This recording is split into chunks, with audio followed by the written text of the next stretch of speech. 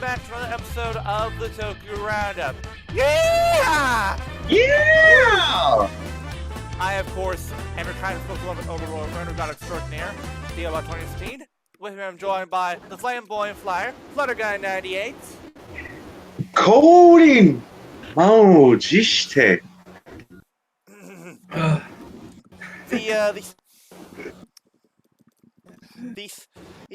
the Spirit King, Hiro. Yay! I'm in an actually decent mood for once.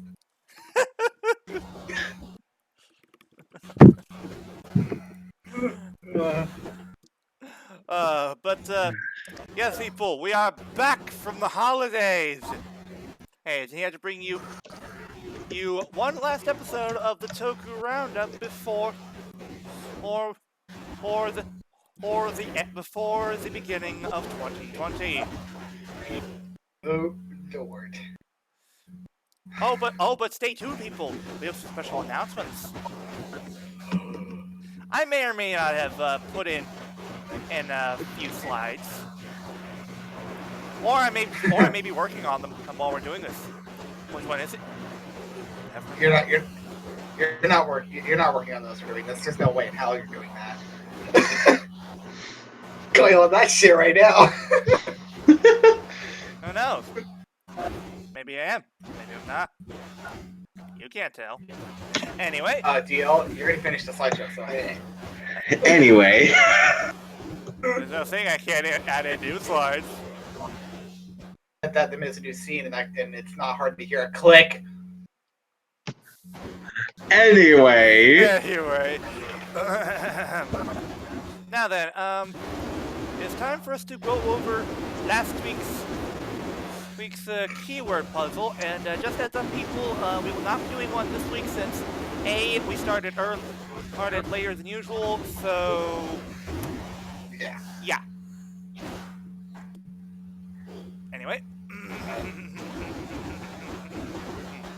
now then, and let's go over last week's keyword puzzle. Last week's keywords were rock, covert, and azure, and sapphire. And the answer is duo up!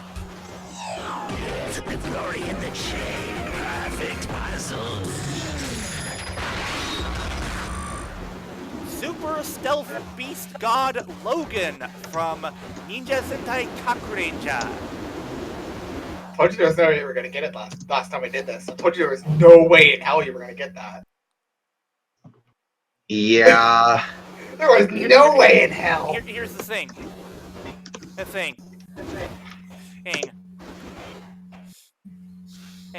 Rock is another term that can be used for the word Logan.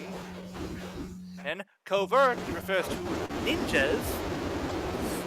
And sapphire, of course, refers to the color.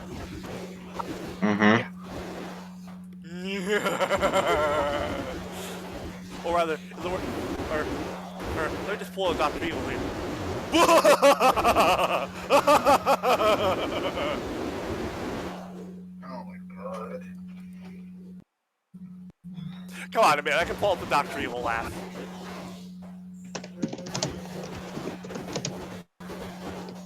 No! Screw you guys! Everyone's a critic. You guys suck. Anyway.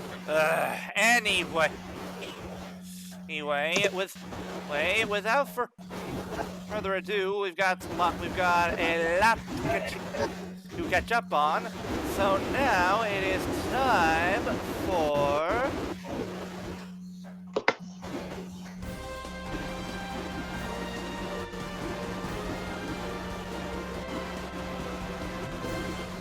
the Toku Roundup news! And, you know what? I'm taking this first. Okay. Flutter, you can have the Dynamites. I don't want them anymore. No, wait, hold on. You know what? I'll take both. I'll take them both. I'm hardcore. No, wait, hold on. No, wait, Hero takes Ryusoulger. Here, Hero, pull off the gag we mentioned earlier. Oh, hell yeah! You'll see. Oh, you're gonna love it. Okay. Anyway, so with a new year brings a new rider in the form of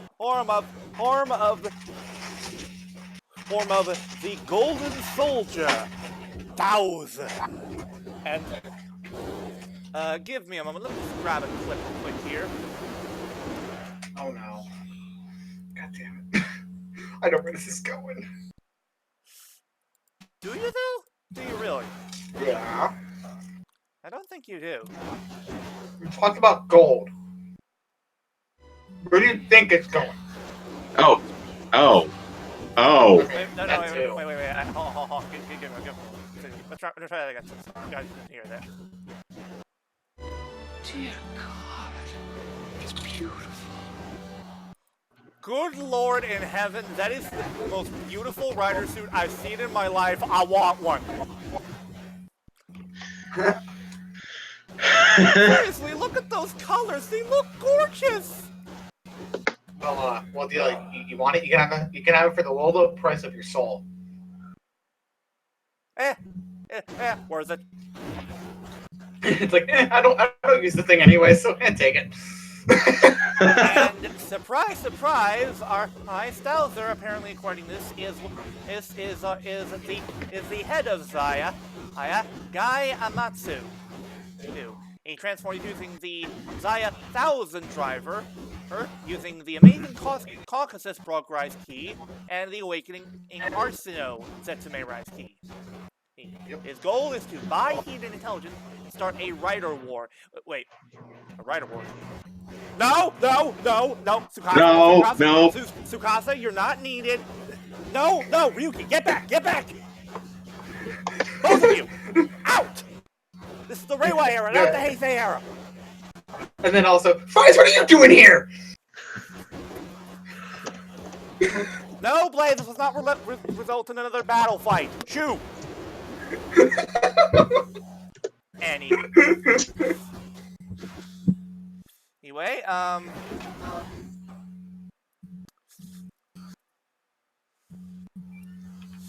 Or wait, no, DL Logan's from Kaku Ranger.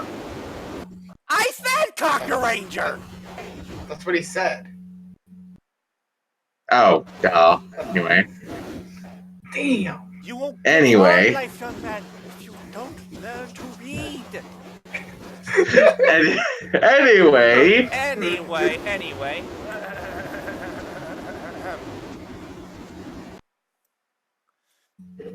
So, here's the deal.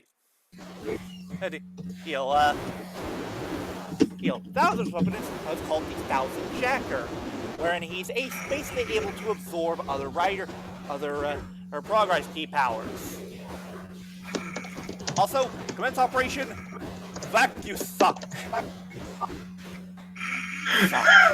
Suck.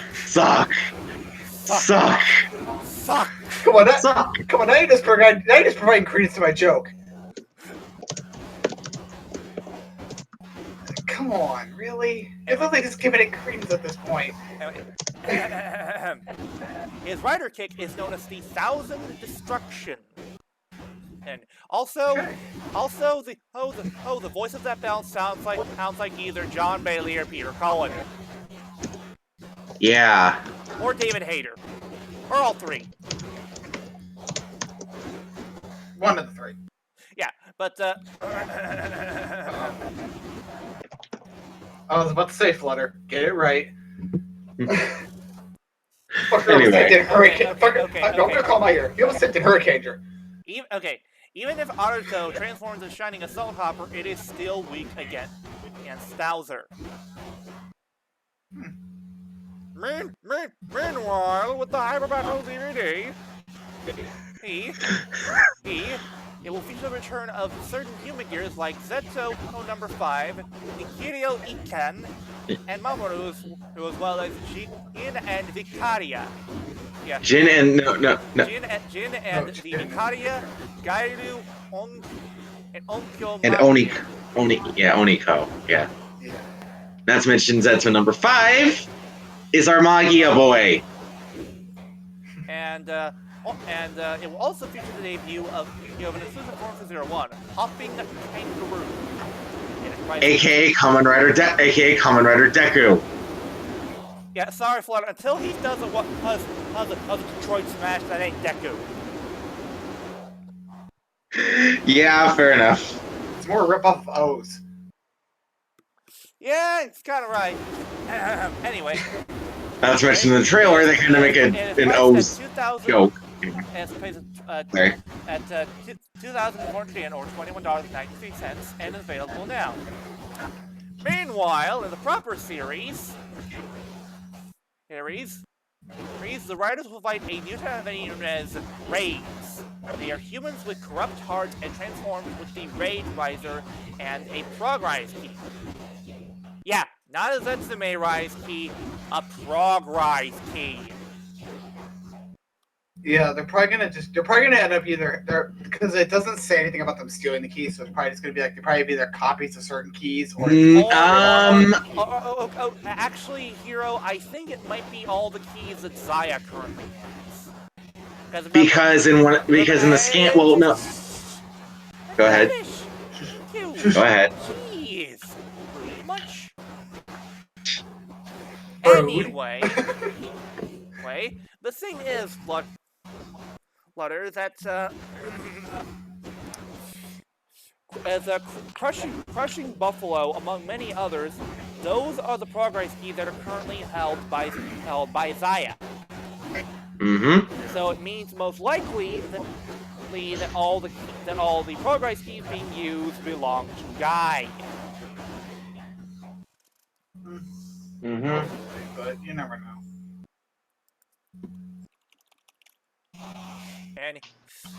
Anyway, yeah, we're getting that happening, and now we can move on to the Dino Knights. Hiro, why don't you take this one?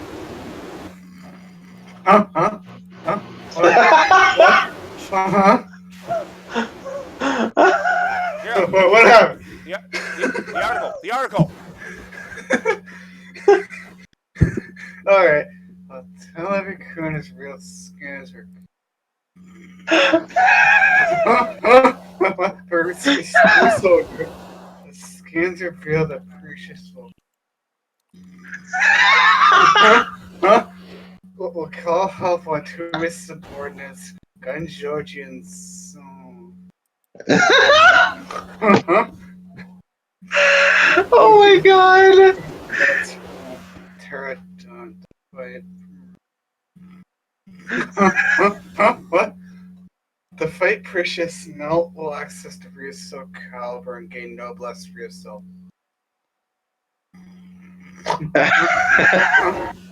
Finally, Master Black appears and wants to confiscate Ryusoul caliber has one last seat.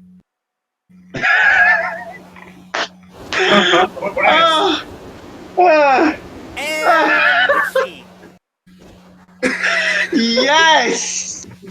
Yes! You know how hard that was to keep up? It was so hard to keep going. The first time it was easy. Well, if it was that difficult, Hiro, I would have gladly done it for you. It's not that it was. It's like it was more hard because I had to keep doing like the.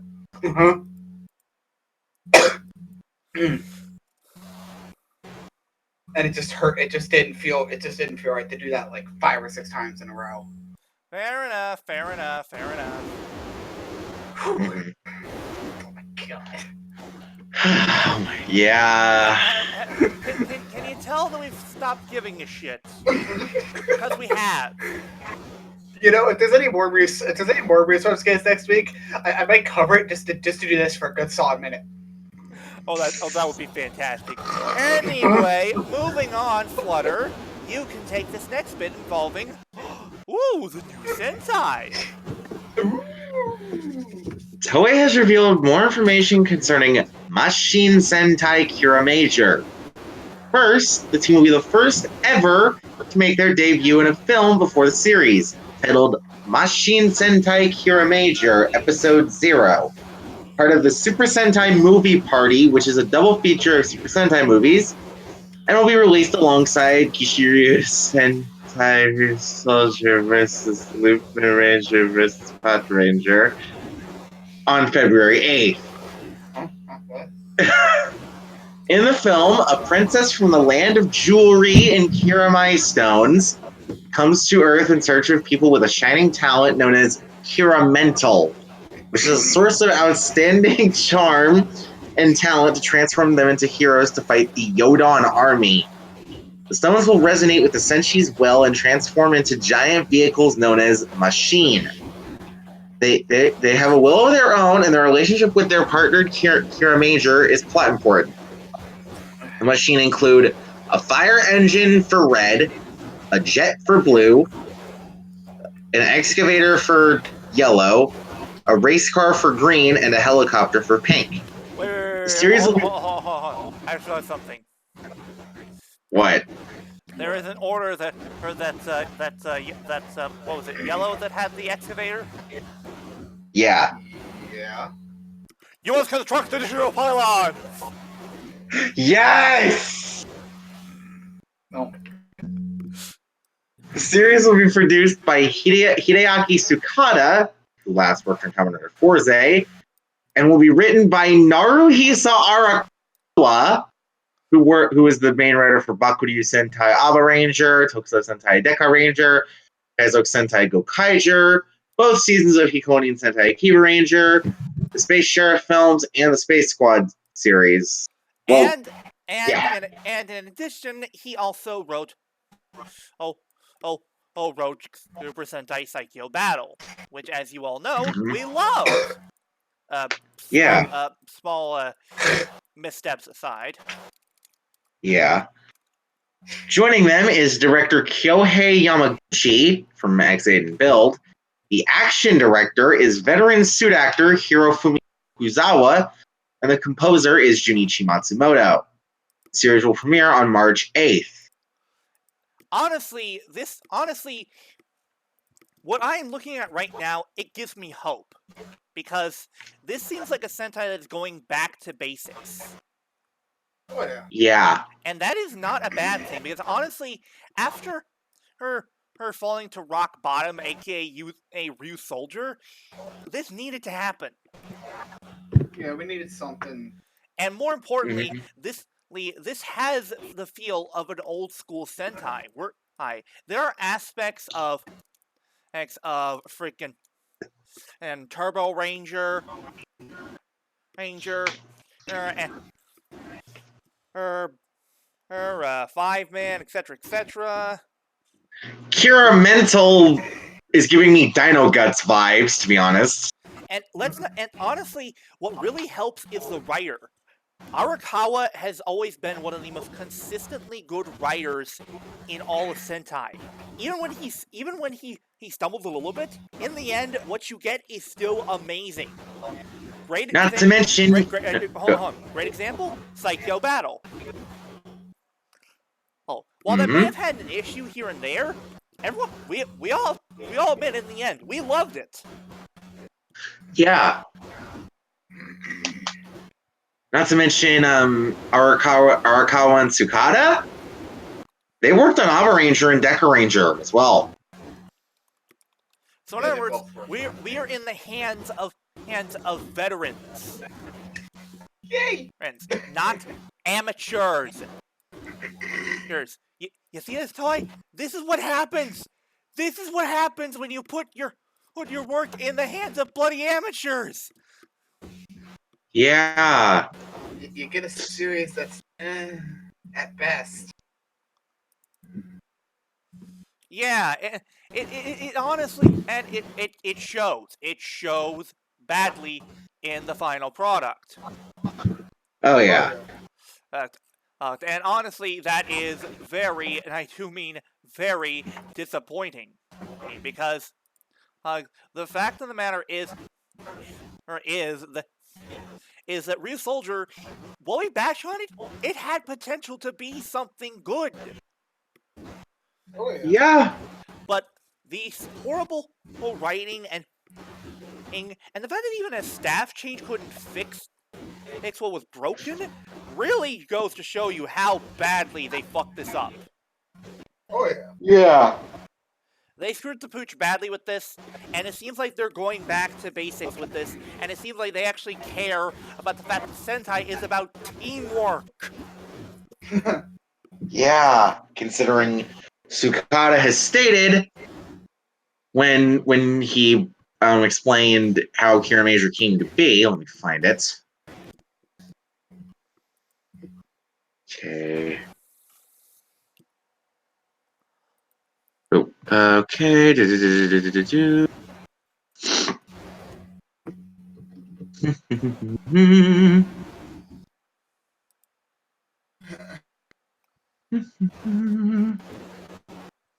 is it? Where is it? Oh, wait. Oops, too far. Are we... So, what, are you done? Trying to find it. He basically stated that Sentai incomparably has many faces: human drama, life-sized action, special effects involving machines and robots. Flutter? World. We have to cover this next week. So Fair enough. stop. Okay. Moving on. I'll take this next one. Okay. Moving on. We've got news involving everyone's favorite kick-ass secretary from O's, Satonica. That's good, but she's now gotten married. That's bad. Yeah. As revealed on her Instagram, and her post, Satonica's actress, Mayuko Arisue,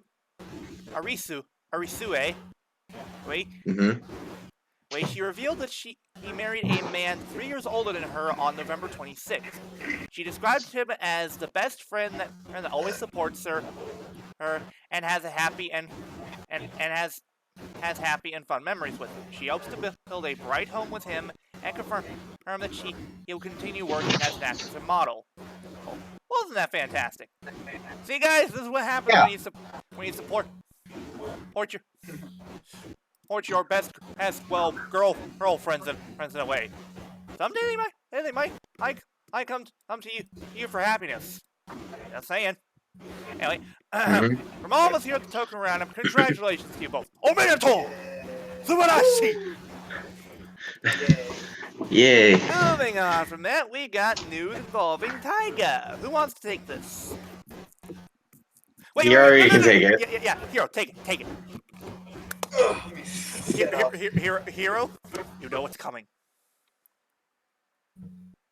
Oh, yes. Okay. Let's see here. Subaraya has announced information for the next Ultraman Taiga movie. It is titled Ultraman Taiga the Movie, New Generation Climax.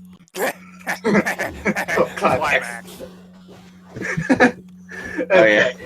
It takes place at the events of the series, and every new generation from Ultra, from Ginga to Rube. I'm just gonna say Rube because I'm not saying Rossi and Blue. There's no point in saying those two names individually.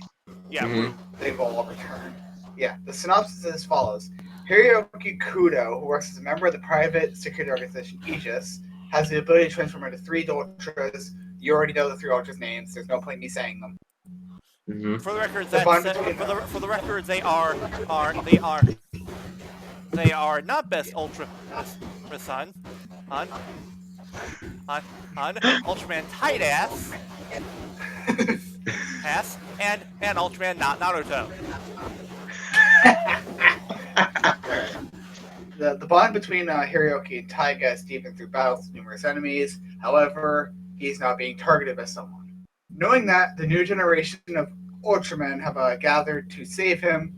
Hikaru, Sho, Daichi, Gai, Riku, Katsumi, and Isami. In addition, Taiga's father, Ultraman Taro's come birth. However, Taro attacks Her son, Flutter?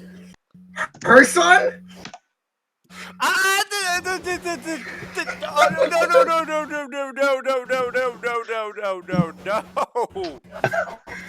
I You saw were that, not letting this Flutter. one slide. We saw that way back when. Whoops! Alright, yeah. But he attacks his son, Taiga. What happened to Taro? And can Taiga fight his father? Now the new generation of heroes stare at the challenge power of the giant darkness. What's the giant darkness? I don't know. The film stars Yuki Inoue, Hiroyuki Kudo or Taiga, Titus and Fuma, and the rest of the cast outside of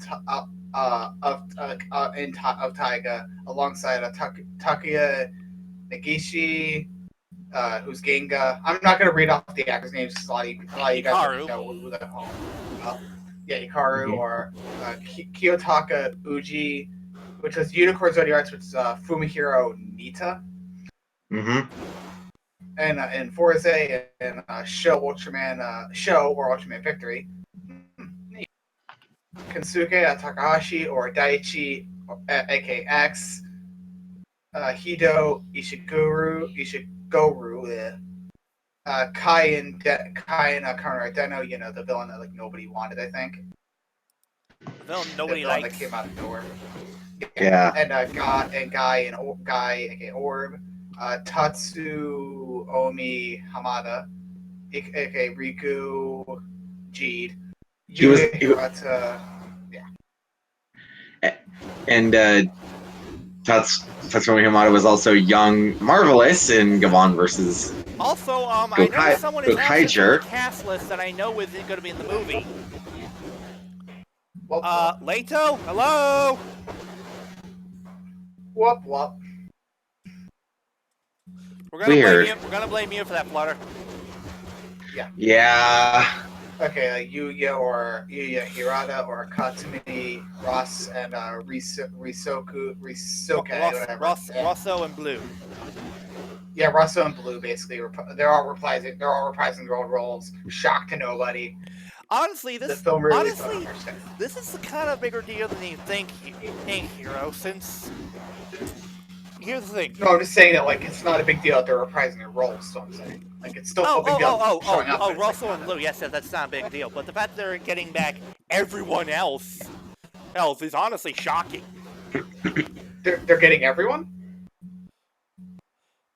Pretty well. Not exactly everyone, but most of the new generation. But pretty much everyone from the new generation heroes. Again, X, Ginga, G, E, Victory, Orb. Yeah. Honestly, it's pretty amazing, and I'm glad they went the extra mile to get back Leto. Since honestly, let's be fair here, Leto is easily Zero's best host. Mm-hmm. The thing is, though, if they're not going to give us Mamoru, at least give us Leto. That's good enough. Yeah. Yeah. We all love Leto. Such a lovable goofball.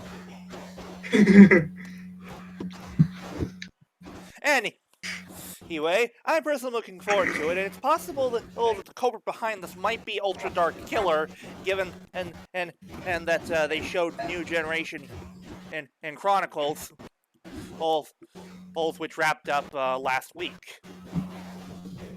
Mm-hmm. Which, by the way, brilliant idea of using that to basically act as an episode 0 for Taiga. Yeah. It explains why Zero knows about how Tregear, despite him not being with the group when they were pursuing doing Tregear in the first episode, and why he shows up later. Anyway, moving on.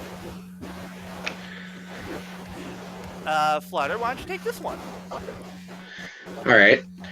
At Tsuburaya Convention, a release window and TV broadcast of Season 2 of the Ultraman anime was announced. The series will premiere in April 2020 and will receive a Japanese TV broadcast on Tokyo MX and BS11. Yes, people, EY! For we are getting a second season of the Ultraman anime, which, by the way, as someone who's watched it, both Flutter and I, we really recommend you watch it. It's really good. Oh yeah. Especially the dub. The dub is fantastic. Hmm. I mean, you have Matt Mercer as your baddie, kind of. Yeah, It's the whole complicated. thing with Bemular is complicated. Also, you got Steve Blue in there. How can you go wrong? Yeah. Yeah. Now then, next up, this is something that we discussed a little bit last time, but now we're going into further detail this time. Ladies and gentlemen, it's back! Mm-hmm. Yes, people, we are getting a continuation of SSS Gridman, entitled SSS as or right SSS Dyna Xenon. The teaser trailer recaps the events of SSS Gridman, but at the end it features a glimpse at a new character design. This is Dyna Dragon from the original Gridman. And the logo for the series also reads Gridman Universe. While no details have been revealed, we do know the staff working on, which includes Akira Amiya as the director, Keiichi Hasegawa as screenwriter, Shiro Sagasu as composer, and Masaru Sakamoto as character designer. All which were in the original full SSS Gridman. Which means, yes, people, we'll possibly be getting more Shattered Glass references. Yay! Yay! While a release date has not been revealed, it is expected to be released next year. Mm-hmm. Now then, moving on from SSS Gridman, let's talk again about Ultraman. Who wants to cover this? Here you can cover this. Alright, at Super Riot Convention, the Super Riot themselves revealed the new character design and logo for Shin Ultraman. He looks ugly! The title for the film is now Shin Ultraman, Tokusatsu science film. The character design is based on the original art of Toru Narita, with the most visible change being the absence of the color timer and eye holes. Eye holes? Okay. Okay. That's a way to word it. Hideaki Anno stated that the look was designed to retain the beauty of the original design while incorporating the body shape of the original suit actor, the original suit actor for it, Furuya. Whatever. The film will release in 2021. Yeah. Not to mention the whole Shin Ultraman Tokusatsu. That's a callback to the title for the original series. Anyway, I'm going to take this next one. One of you is going to take the Promised Neverland thing. Sure. Alright then, here we go. So, as to the surprise of absolutely nobody, we are getting another Power Rangers reboot. So, for those of you who are hoping for a sequel to the Lionsgate Power Ranger movie, yeah, that ain't gonna happen. Yeah, no. I mean, we could see the signs, but this is basically the final nail in the coffin. It's over, guys. Anyway.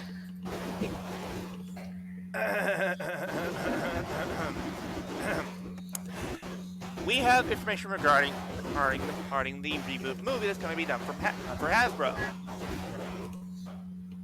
Mm-hmm. Oh, it'll be produced, of course, by Awesome Park Productions, which is Hasbro's movie making company. Yeah. And Jonathan and Twistle is negotiating director. Patrick Burleigh will write the script, and apparently one of these guys was in charge of a series called The End of the Fucking World. Yeah. That's one hell of a name for a series. Now we do have a brief outline of the plot. and it is that the Power Rangers will travel back to the 1990s to discover their roots. Oh dear, we have a movie about time travel. This is not going to turn out well. No. Oh no. No, wait, hold on.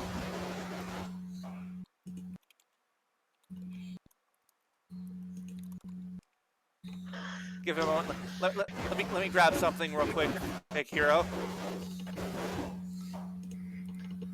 Oh no. You'll appreciate this reference. Our first info about the Power Rangers movie is that it's going to be about time travel. Mr. Joestar. Oh no! Thank you. Thank you for finally showing up. Anyway, Toho has announced a live-action The Promised Neverland film. Hold go ahead. on. Wait, I'm not quite done. I can say this right now.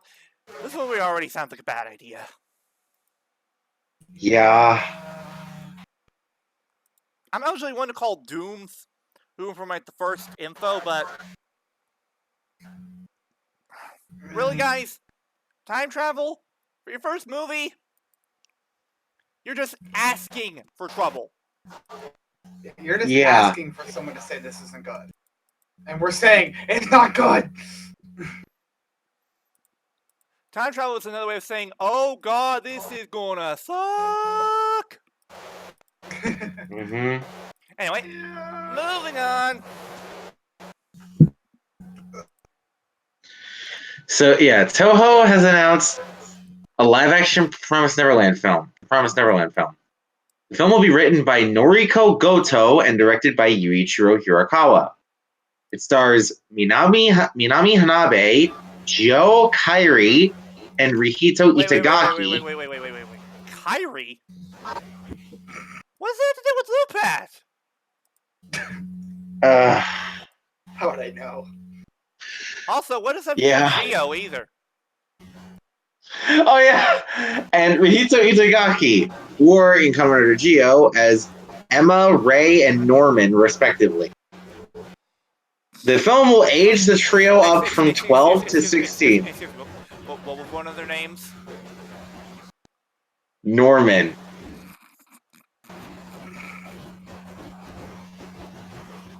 Yeah. One more time, please. Norman.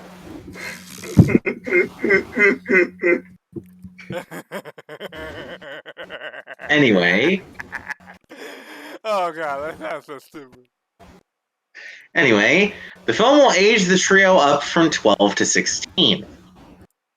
Hamabe is a fan of the manga and anime, and even bought both physical and ebook versions of the manga, and even complimented the director and staff for realizing the story's world and vowed to do her best for everyone who loves the manga.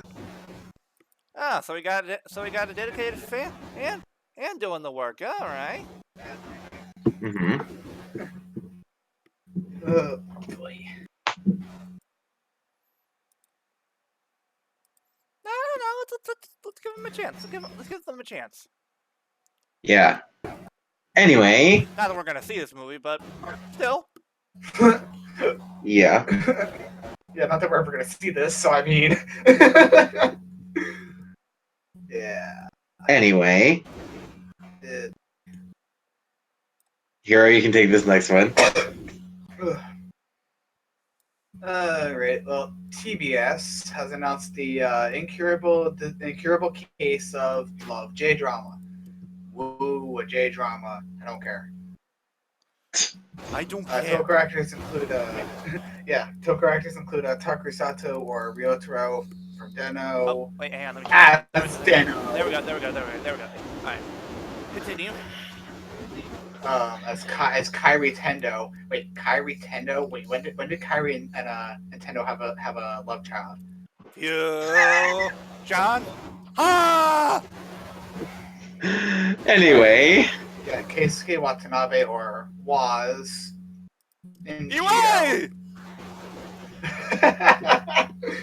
There's Ryusei Nishi and It had to be Koji done. Yamamoto. It has to be done. You know it, Shin and I know it. Ultraman. Yeah. The series will air, obviously. Well, the series will air in January. It will air every Tuesday at 10 p.m. Watanabe expressed excitement and nervousness, and he wants to make an effort to make the character beloved. Mm-hmm.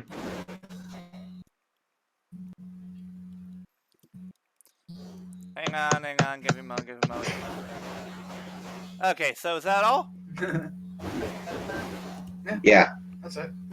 Alright then. I don't really give a shit about this. It's Flutter, you volunteer as tribute. All right.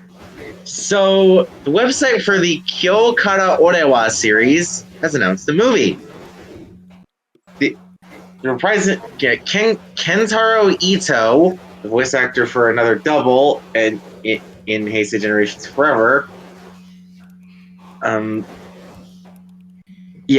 Fire General Blaird in Chosei Kantai Caesar X will reprise his role as Shinji Ito.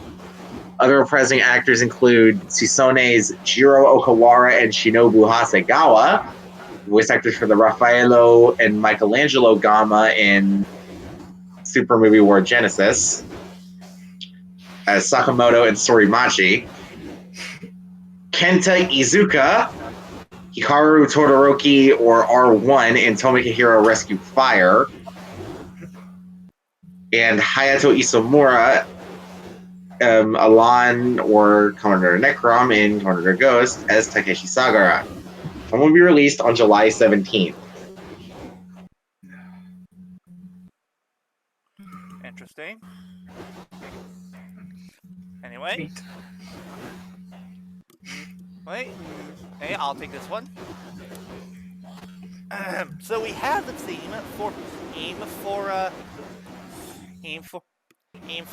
next time aka the Gates Majesty Cinema is titled Brand New Day.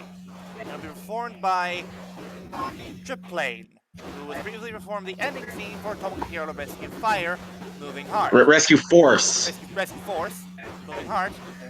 They have also expressed a love for Kamen Rider, saying the series has affected their childhoods and are honored to create a theme song for the series. The theme is meant to make you feel excitement and momentum of what it's like discovering a new path in life. The CD will be included as a bonus in the first limited edition of the DVD, which will be released on April 22nd. Wasn't that nice? Yeah. Who wants to take this next bit?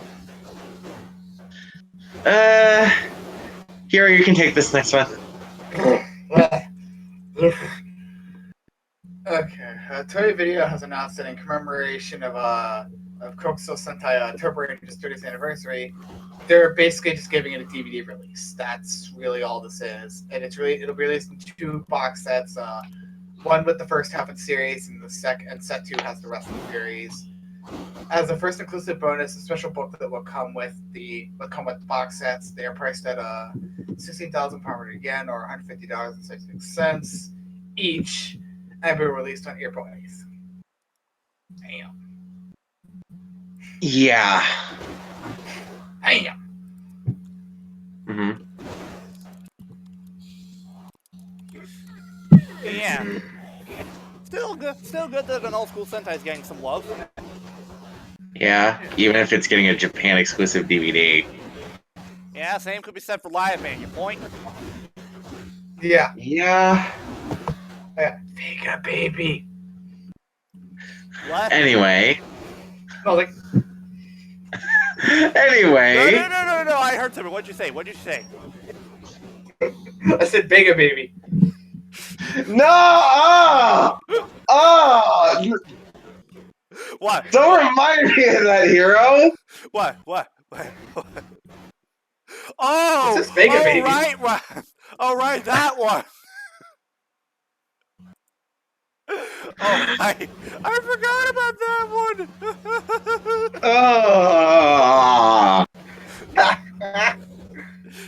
Oh, now we have something that will instantly cause cringe and flutter.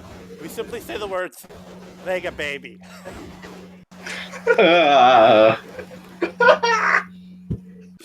Anyway, Those of you who don't know what it is, give yourselves a nice pat in the back. yes. Anyway, moving on. I'll take this next one. Go right ahead. As part of his YouTube channel, Hiro Mizushima and Yuki Sato, the actors who played Tendo Soji or Kabuto, and Ara Takagami in Good Attack, in Kamen Rider Kabuto, reunited for the first time since the end of filming. Spoke about Mizushima's cooking and Sato's return in Kamen Rider Geo as Kabuto, which Mizushima approved of.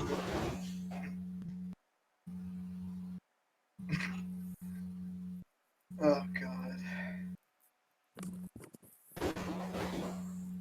And considering that Hiro Mizushima can't talk about his role as Kabuto, there's a joke floating around that if he says the name Tendo Soji, he gets possessed by him again. Yeah. Yes. Oh my god, that's amazing. Oh. Oh. That's a joke floating around. Anyway. He can't say the name because he gets possessed. Anyway. Tendo. Anyway. Wait. Tendo Soji. Alright. What? It's most like Beetlejuice. Yeah. Anyway, Yeah. I'll take this next bit.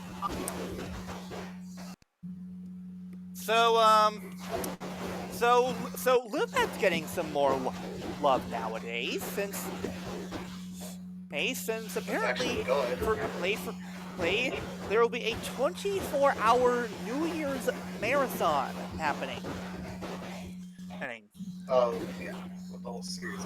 Wherein in the 24 hours before New Year's Day, TBS Sashi Channel 1 will air all 51 episodes of Lupin starting at 1 p.m. Japan Standard Time. And yeah, this is pretty damn awesome. Although this isn't the last time we're talking about Lupin in this episode. Yeah. Hint, wink, nudge, nudge. Anyway, Yeah. since this is a bit of a footnote, I'll take this next one too.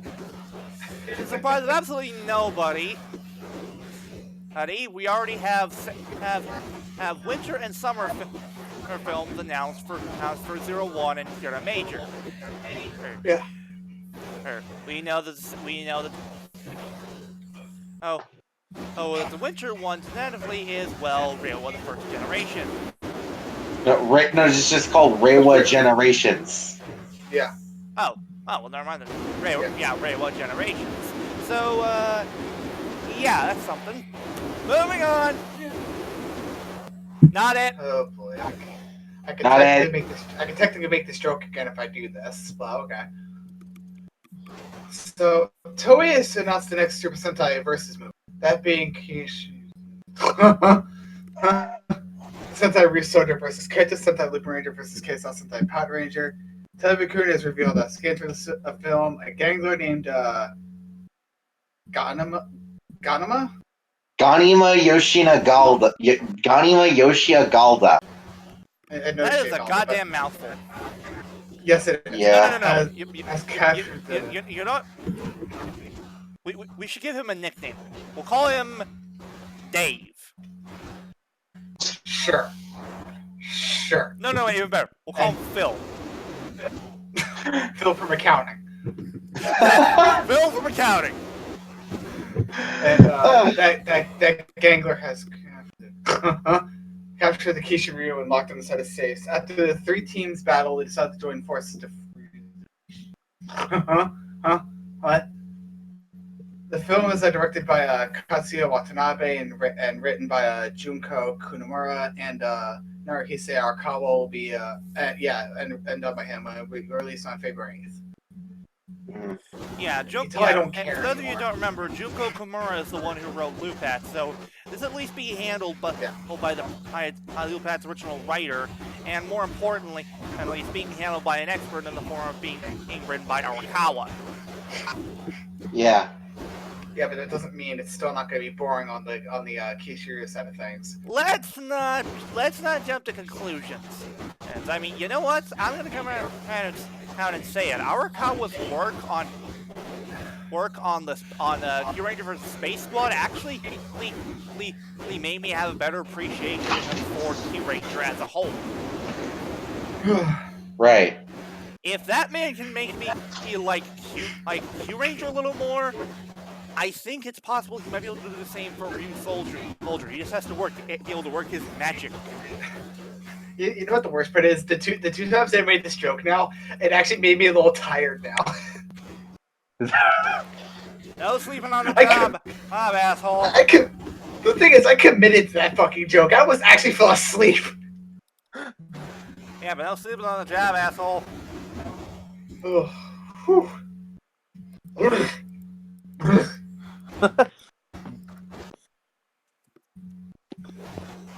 Anyway, next. Oh yeah, we got this thing from Goggle. Goggle 5.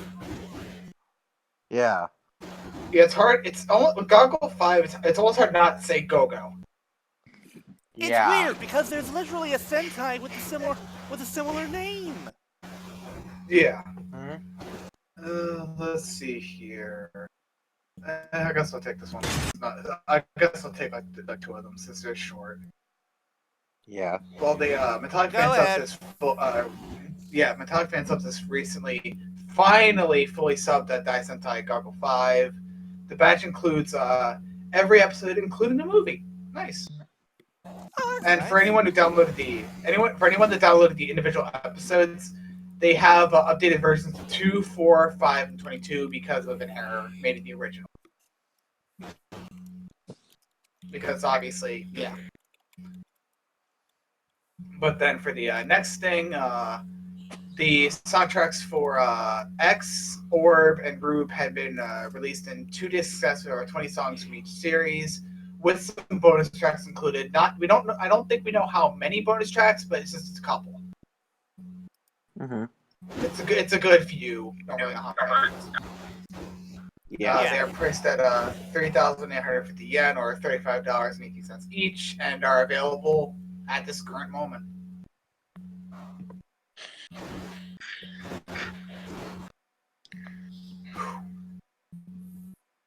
Buy I'll the take merch.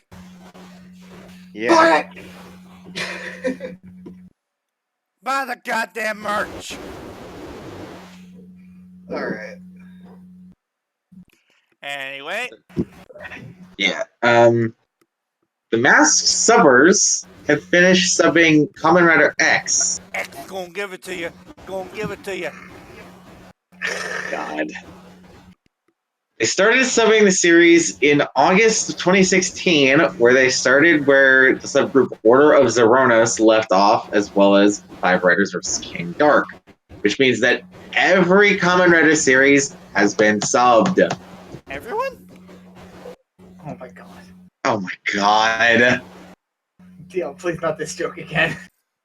Alright, fine, you millionaires. I mean, now people don't have an excuse as to why they're not watching certain Rider series. Obviously, if you don't like certain series, that's one thing, but like now you don't have an excuse of, oh, it's not subbed yet. Now it is. Mm-hmm. Now you don't got the excuse. You got the excuse no more, bitch. I mean, if you don't like it, that's one thing, but obviously, you know. Yeah, of course. Yeah. Continue. Yeah, take the other things as the first thing, since I did the same thing with the short stuff. Alright. Metallic Fan Subs has finished subbing their secret project, Kagak Sentai Dynaman. Unlike their previous subs, all 51 episodes of the series and the movie are fully subbed in just one batch. Currently, the only Sentai series to not be subbed is Cosmic Sentai Turbo Ranger. To be fully subbed is Cosmic Sentai Turbo Ranger. Yeah, because there are some that are partway subbed, but the only series not to be subbed at all is this. Hold on. So would you say that the person who finally subs that series will be shifting into Turbo?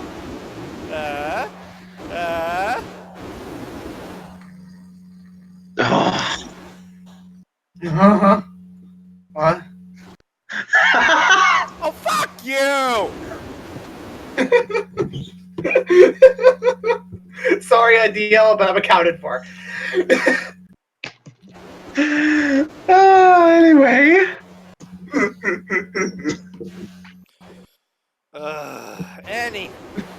Anyway, I'll take this next bit.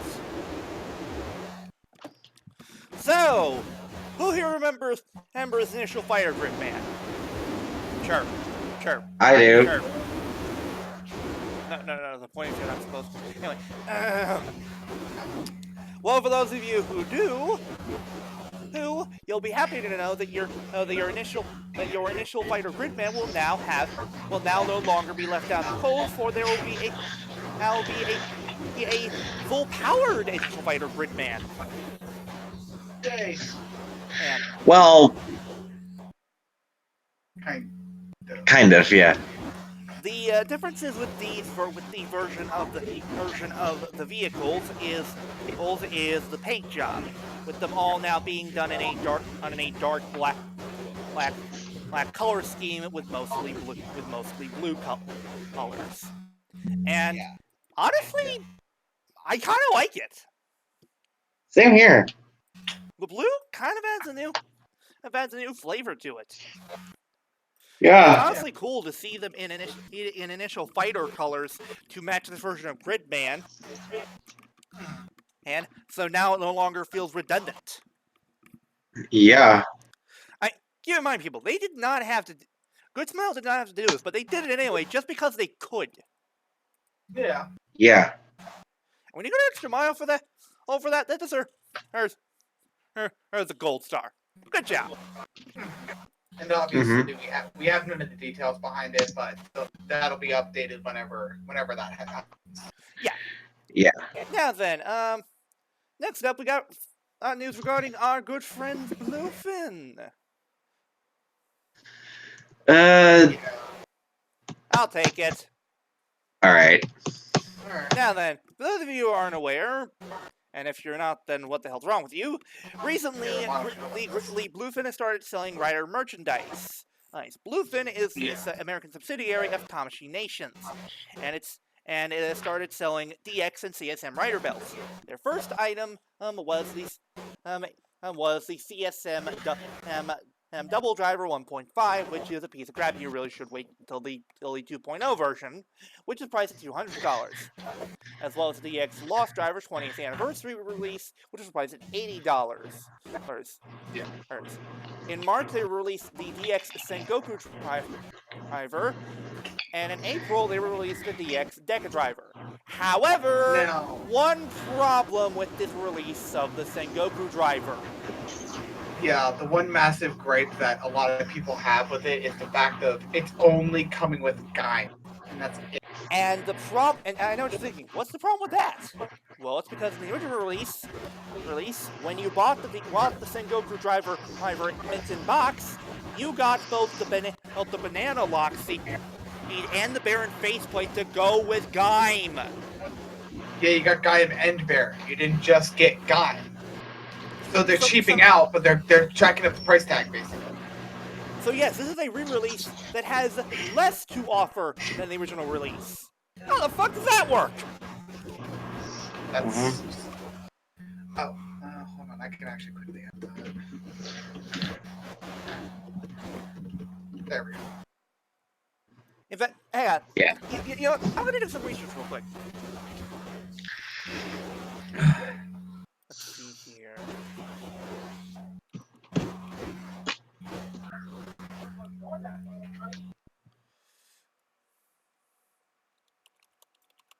Let's see here.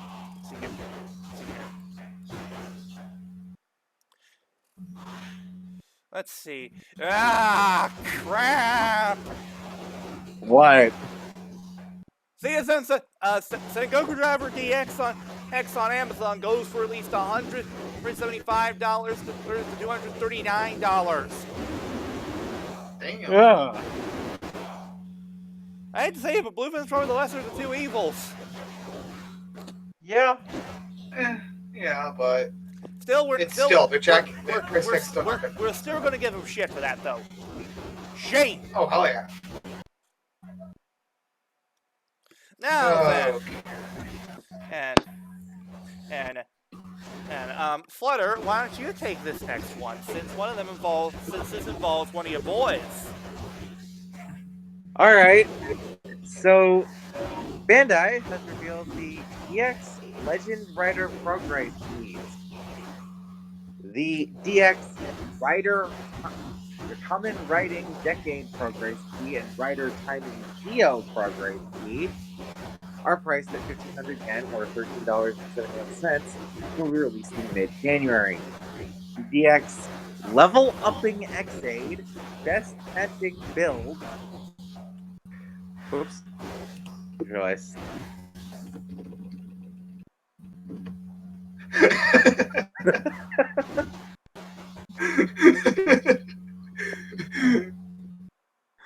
Tire changing drive.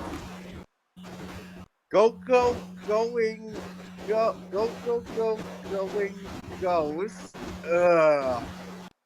you mean go, get the fuck out, Ghost.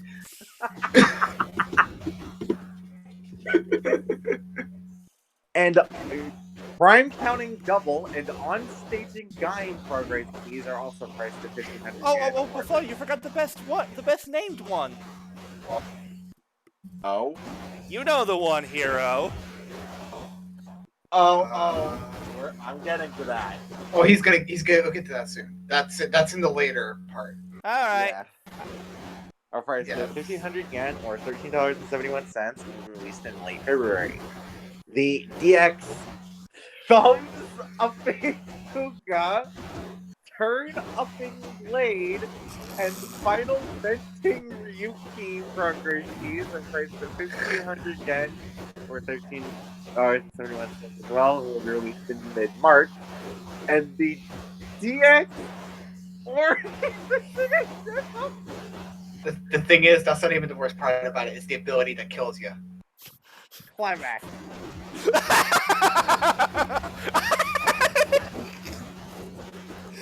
Please, say it again. Climax.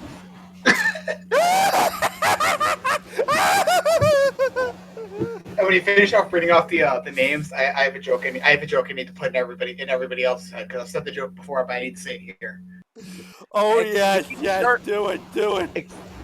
Exceed charging Fies, Mock upping Kabuto, and Wake upping Kiva. Which Progress technically it should have been called just Waking Up Kiva.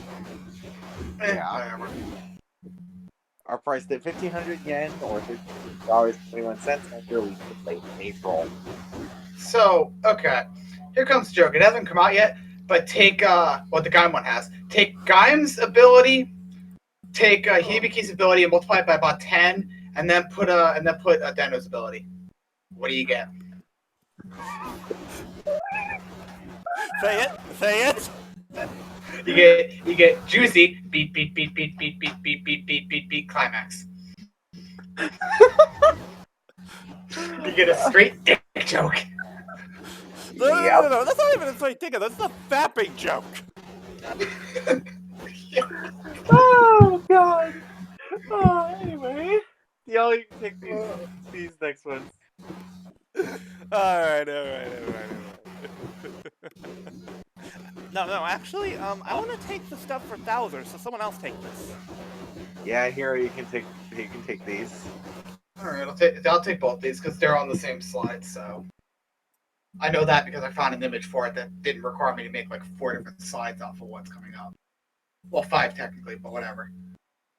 All right, but Bandai has revealed images for both the. Well, I'm going to just read them both off at kind of the same time. Has revealed the images for both the DX Kirame shot and the actually no, all 3 of these actually. I'll read all three of these are.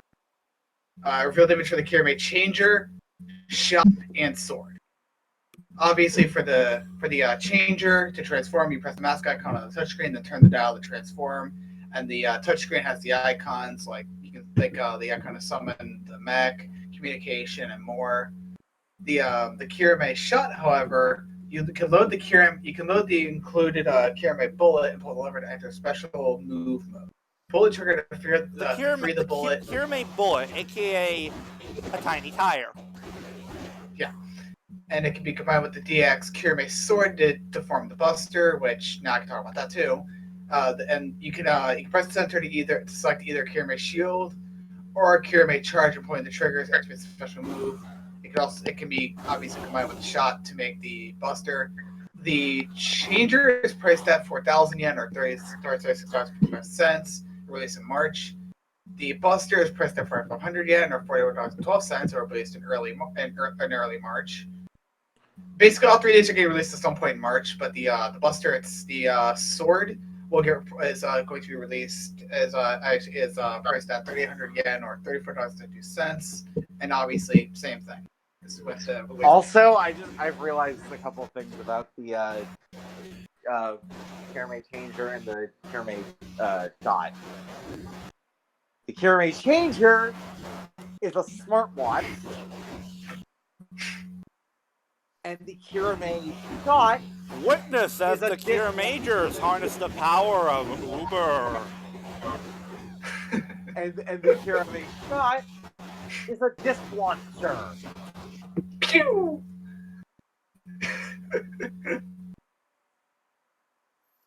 Pew pew. If you hear me going for the next few seconds, you'll realize the joke that I made earlier and the thing DL is about to read off.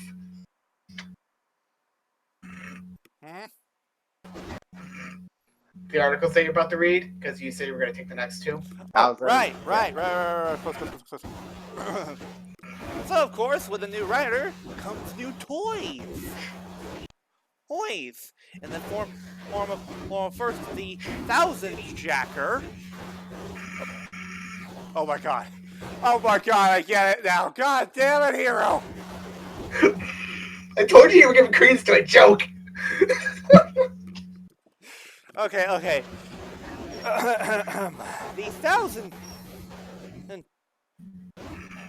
and Jacker, the deal with it is you pull the grip on the end and then pull the trigger to activate the jacking brake. And Poor man. and 1000 brake. It is priced at 3,800 yen or $34.72, and is available now. Meanwhile, the DX Zaya 1000 driver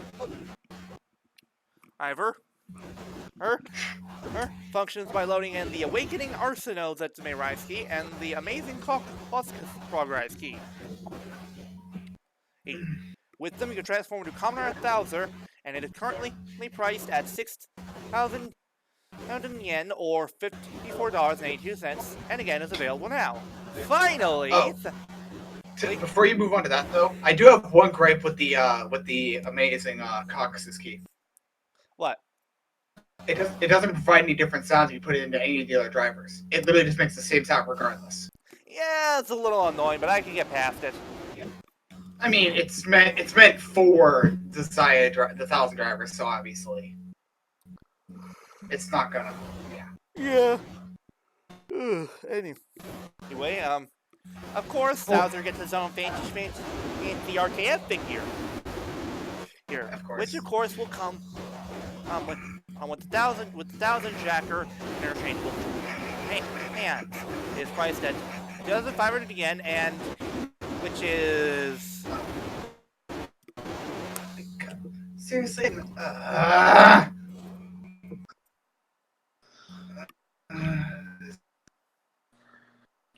God, I literally was tired before I did these fucking conversions. I literally didn't even get to this one. Come on, give me the yen. I don't get why, but I actually need to find myself a fucking dedicated app for this, because this is getting annoying. I have to boot up Google every time I need to do this. know what? For now, I'm gonna leave that open. So hold on, coming in with it. There's the price. Alright. For $22.84, and it is also available now. Yeah. Now then, moving on, we've got medals? Wait a minute, these aren't core medals! Oh god. Who wants to take this? I will.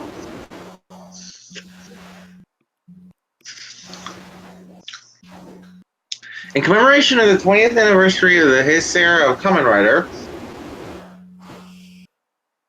Bandai has revealed a Kamen Rider Heisei Memorial Medal Collection set.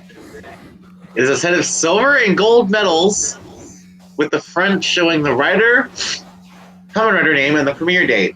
The back has their respective symbols with the words Heisei Kamen Riders on it. The medals are made of die cast, while the acrylic frame used to hold them is made of acrylic, steel, and Ava foam. Getting the Ava Shinji. Or EVA foam. Hold on. Let me let me try. Get the Ava Shinji. There you go, Shinji. I'm the lad of May Pretend, Shinji. Want to know why? Yes! May Pretend? Because it's a magical place. I'm actually proud of my son.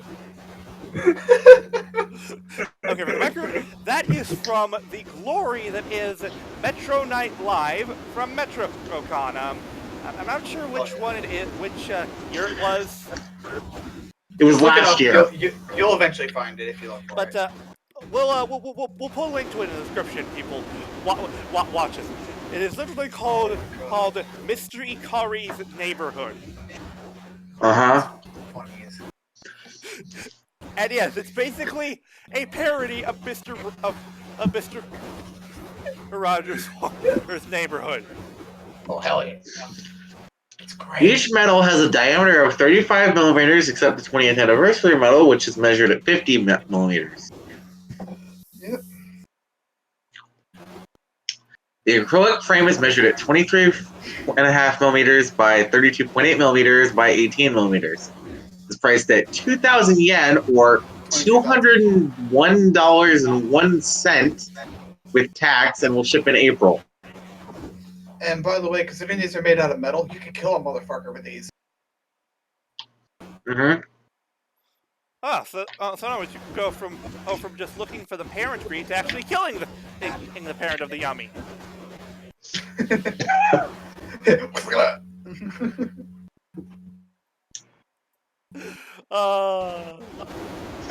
Anyway, that all, Flutter?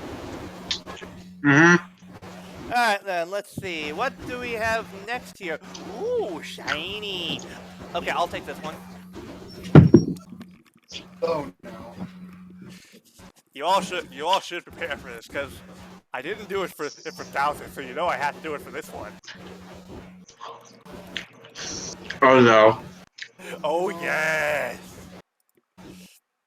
So next up we have a release of SH Figure Arts Xade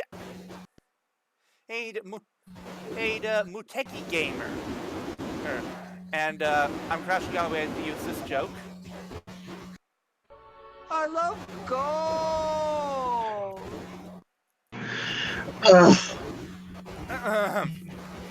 The figure stands at 145 millimeters tall, and comes with a Gashikon key slasher, replacement hair parts, and a set of interchangeable hands. However, it is, surprise, surprise, a Tamashii Web exclusive. Yeah. And it's currently priced at 8,580 yen, or $78.39. No, thank you. Yeah, no. You need to be invincible or survive this price, Jesus. And we'll ship in May. And Hiro, this next one has your name on it because guess what? It's time for the return of. Do you know what the worst part is? Actually no, there's only like 2 things in this entire fucking doc that have anything to do with me technically. Yeah. Well, it's time for the return of my little corner of let's see what I can collect. No. Oh, it's time for the return of Heroes Fashion Show. That's technically what it is. No, wait, I got it. It's time for Premium Bandai Fashion with Hero. All right, but Premium Bandai has revealed the next line of the next items in their collaboration with Epson. Those being smartwatches themed after 01 and Heisei Rider as a whole. Both of them do have 01 on them, but the other one has all the Heisei Riders on it, not just 01. 01. Original illustrations of riders on public holidays and anniversaries are displayed as well as the anniversaries for each rider, as the anniversary of Time for Geo.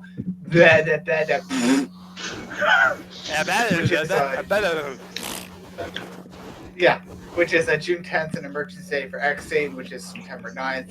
The watches measure at 38.3 millimeters, 39.4 millimeters, 8.6 millimeters. The back of the watch case is made of stainless steel, while the band is synthetic leather. They are priced at 31,100 yen, or $291.46 each, and will ship in April. It's a smartwatch, so I expected nothing less. Anyway, next! Okay, real talk? I really want that Dark Kiva shirt. Oh yeah, but to talk about it though, in collaboration with Studio 696, Premium Bandai has revealed 2 Kiva shirts. One which will feature Kiva, obviously, and the other will feature Dark Kiva. They are priced at 3630 yen or $32.17 and will ship in February. The Dark Kiva shirt looks...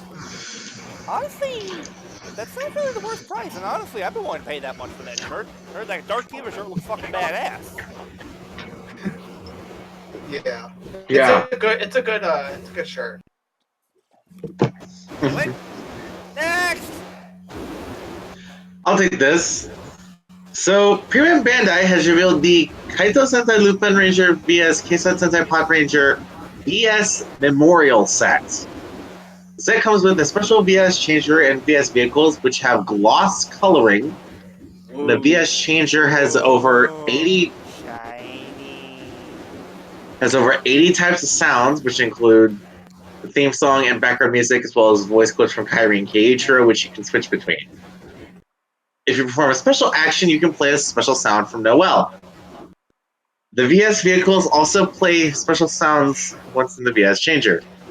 It also comes with the VS Memorial Bromide set, which is a set of 40 photos from various popular sets of the series focused on Kairi and Keiichiro.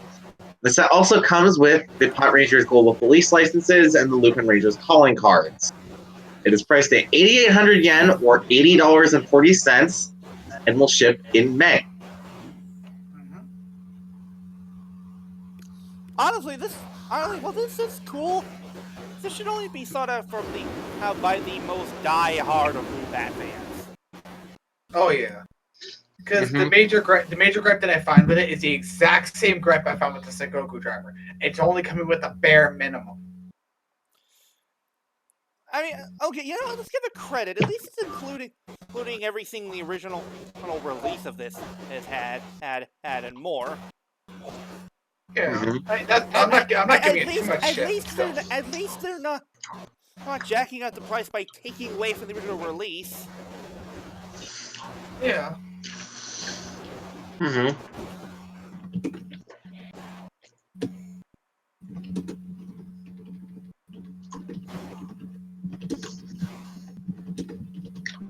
Anyway, next. Dale, you can take this next one. Alright, I'll take this. Okay, So, if you wanna, who here is sick of Zetsume Rise keys? Not really. I mean, they're not that bad. No. Well, fair enough. For those of you who aren't, too bad. We're getting more of them. In the form of the Zetsume Rise keys set 2. It includes the Onkyo, Vicaria, Gairu, and Arsino Zetsume Rise keys. Yep. There's also come a replacement cracked Zetsume Rai faceplate, and it is also priced at 6,700 yen or $60.30, and it will ship in May.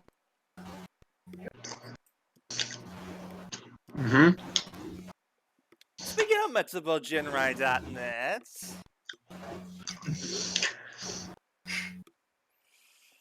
Hiro, you can take this next one.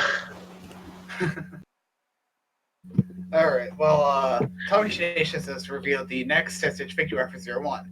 That being Jin's very own Flying Falcon. It stands at 150 millimeters tall. It comes with with the wing parts, that he did in the thing that he does, the thing that he does with the wings where he brings the storms up. Yeah. which honestly I give him credit for for including that, since Oh, yeah. usually with figure arts, unless they're Shinkojo Seihos, those usually get left out.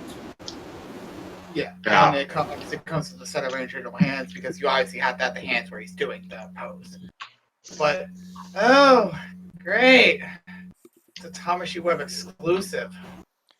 Be prepared to pay middleman fees! And it's priced at 6,380 yen or 58,000 cents and will come out in August. Even with middleman fees, I'm pretty sure it's going to probably come out to $70, maybe $80 a month. Which, unless you're a diehard Jin fan, I'd say wait for a price drop. Either do that, or physically take your ass to Japan and go buy it. Oh, but that requires effort, Hiro. Yeah, well then guess what? If you actually want it, then you have to do the effort. So, By the way, likes putting in effort. Anyway. Just that's the writers of Ryusoulgers. Hey-ya!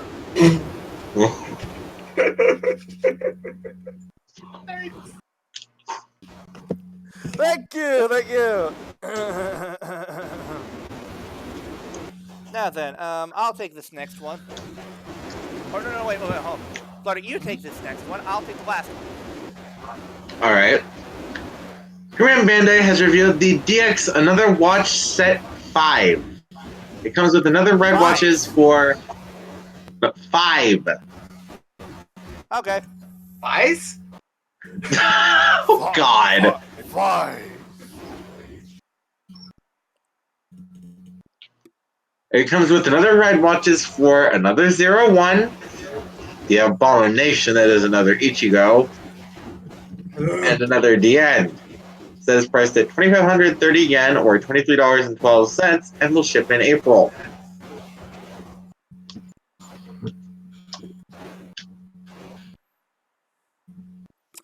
Anyway, moving on from that, last up we have the inevitable full figure art of Taiga Tri-Strium. Yep. Because obviously they were going to have to eventually make this. Yes. This, of course, is the final form for Taiga. And it comes with the Taiga Tri-Blade. And surprise, surprise, it's the Tamashi Web exclusive. And it's priced at 7,150 yen or $65.33, and it will ship in June. Obviously, again, only if you're a diehard fan of the series should you even think about picking this up. Yeah, honestly, this is annoying. Anyway, with that out of the way, let's get on to other things. Because Superhero time starts now. yes, it's superhero time. We start with coming at 01 episode 15. What's the title again? To each his own end. Oh, no, wait, hold on. Here we go. Here it is. According to the wiki. The end of each. So this takes place after the fight. After the fight with Kazuchi, and of course, Fuwa basically kicking his ass. Yeah. Mm-hmm. We actually start off on a rather somber note wherein Jin actually has gone through the effort of placing grave markers in honor of assassin and an Ikazuchi. Yeah. Yeah, he actually went through the effort of going through of looking up creating grave markers to honor the day. Mm-hmm. But the best part is Horby just comes in because Marvel says, "Stop being gay," basically. Yeah, pretty much. Anyway, meanwhile with Ames, they're of course planning to mount a full-scale assault on Daybreak Town to basically give Metro Jinrai a big slab of "Get off my lawn!"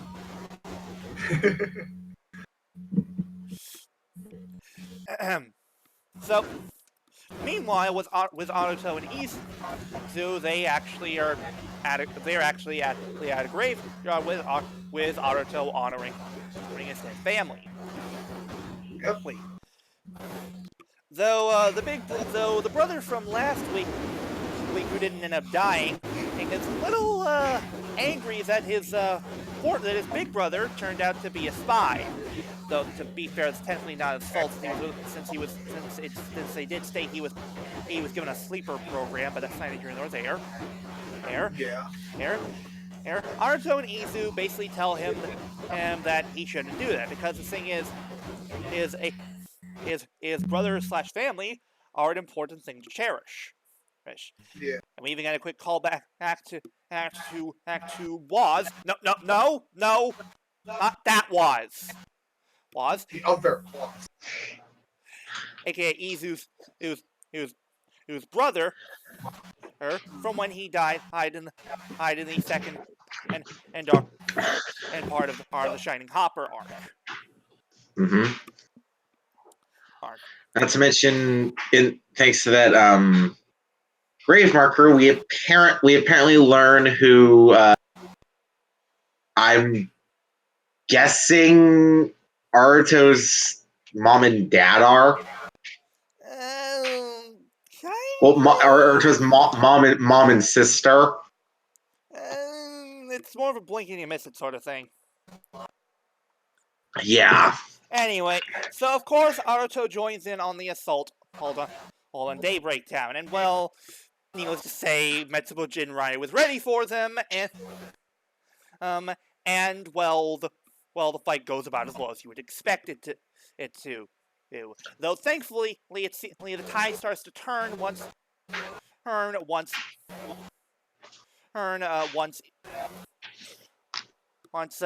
Aruto arrives to help. Now, we actually get a pretty cool moment wherein Fua uses his assault wolf's finisher, the magnetic assault blast fever, wherein he delivers a badass rider kick tries to deliver a badass rider kick to Jin, but Horobi then receives orders from the Ark. That being that Jin must live. And thus, Horobi, he jumps in and takes the kick meant for Jin, and severely damaging him. So much so we even see his inner her human gear skeleton. Ooh. Yeah. Naturally, Jin is a little distraught about this, and his manner is not helped when Izu, for a moment, rejoices over the fact that the Metsubo Jinrai's leader has been detained. And well, Jin is not happy about the fact that a human gear is smiling at the death of, well, his father. And thus, he delivers a wire stab to Izu's chest, damaging her.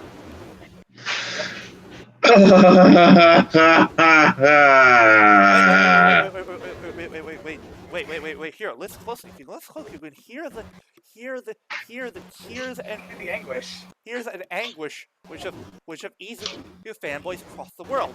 Let's listen closely.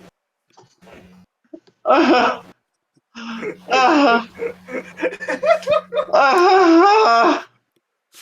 Mmm, delicious. Anyway, Naruto,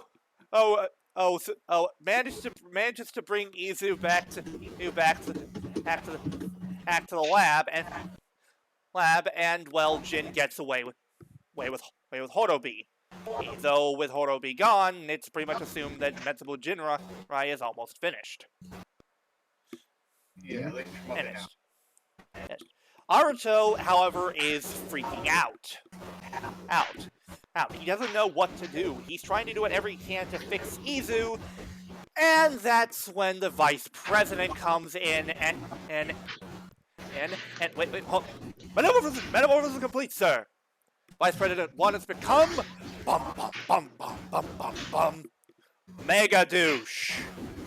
Because the VP decides now of all times to start hounding Naruto about what to do given the current events happening. And he politely asks them to leave. Since, well, now is not the time or place, given one of their own, given a member of the company is dying. But no. Vice President doesn't give a shit. He just wants to be president of the company. I'm starting to see why Naruto's grandpa chose him rather than you, old man. Yeah. Here's the other thing, though. Technically, via that, Naruto could have fired those two. Could have fired them on the spot. Honestly, because of that. Yeah, because that's isn't that technically counted as insubordination? Pretty much, yeah. But well, we still need to have our comic relief villains in this, so unfortunately, contract says they stay. But to make matters even worse, there's apparently an emergency meeting being held tomorrow. In that meeting, it will determine whether or not Naruto will stay as president. And if the vote says as from dismissed, the VP finally gets his wish. Yeah. However, the other astronaut brother from earlier suggests an idea to help repair Subaru. Subaru suggests using satellite Zayat to actually be used to repair Izu. Thus he places Izu in the printing chamber. AKA the full bottle fridge, the full bottle microwave. That was a wonderful idea of combining the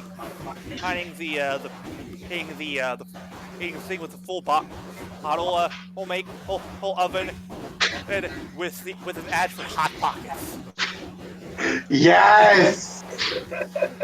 You can make your Hot Pockets here. Anyway, moving on. So back with Jin, and he's trying to see if he can get the Ark to help repair Horobi. But Horobi says to leave him because this is exactly what the Ark has planned. For Jin to fully awaken and unleash past singularity, he must experience the loss of someone whom he cares about, thus ensuring he will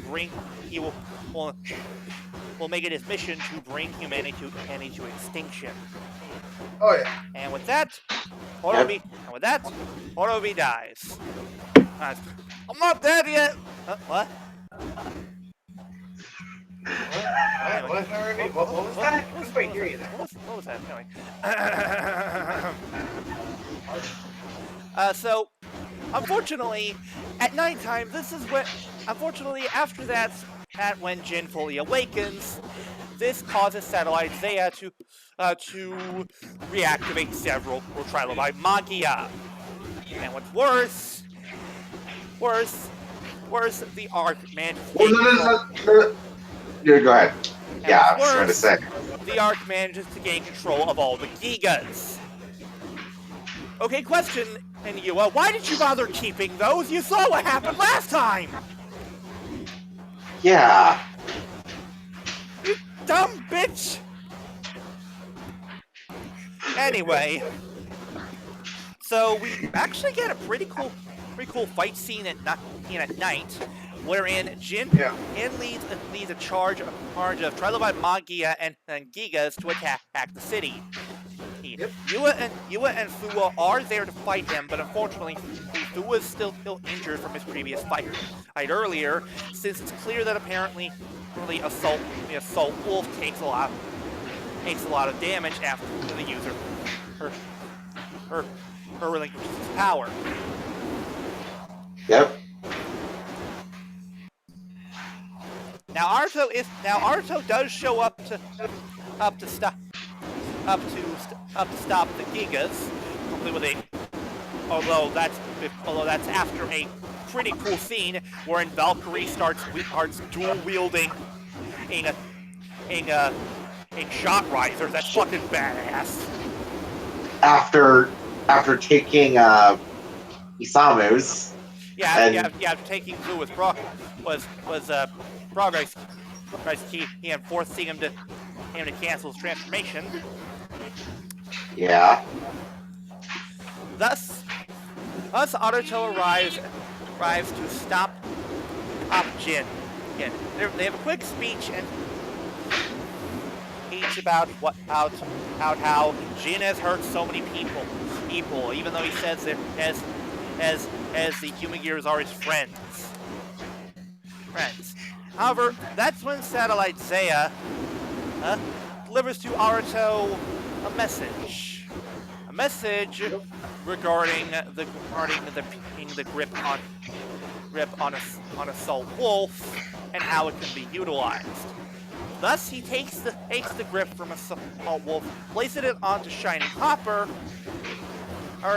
thus he changes it to the mighty form of Shining Assault Hopper, culminating and combining the powers of the Arc and Zaya. Which, to be honest, that was a pretty badass graphic. And honestly, what I like about it is the fact that at Shining Assault Hopper, its debut is literally on daybreak. Yeah. You literally see the armor shown off as the sun is rising. That's honestly a nice thematic touch. I love that. Yeah. Okay, we're gonna see a Shining Assault Hopper kick ass. It's got the axe mode for the All-Price Buster ready. And what do you mean it's the end of the episode? God damn it!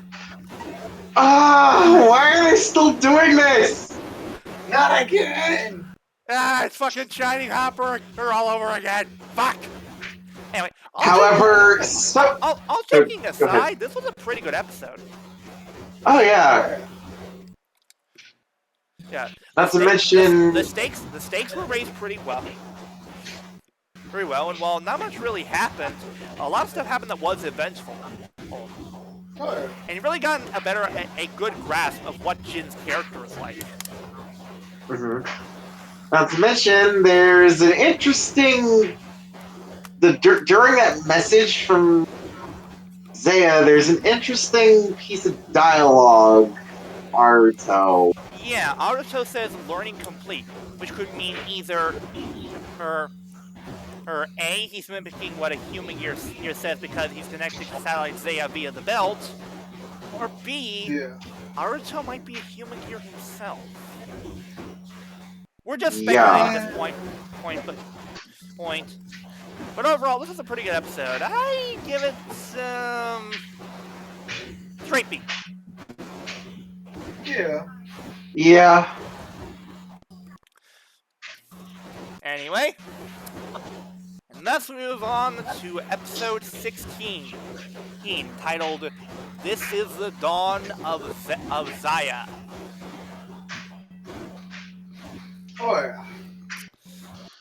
Anyway, So we open with Izu basically getting a quick recap of what happened thanks to Satellite Zaya. Yeah. And Aruto trying to fight Jin. And, well, it doesn't go so well. But that's because he's not utilizing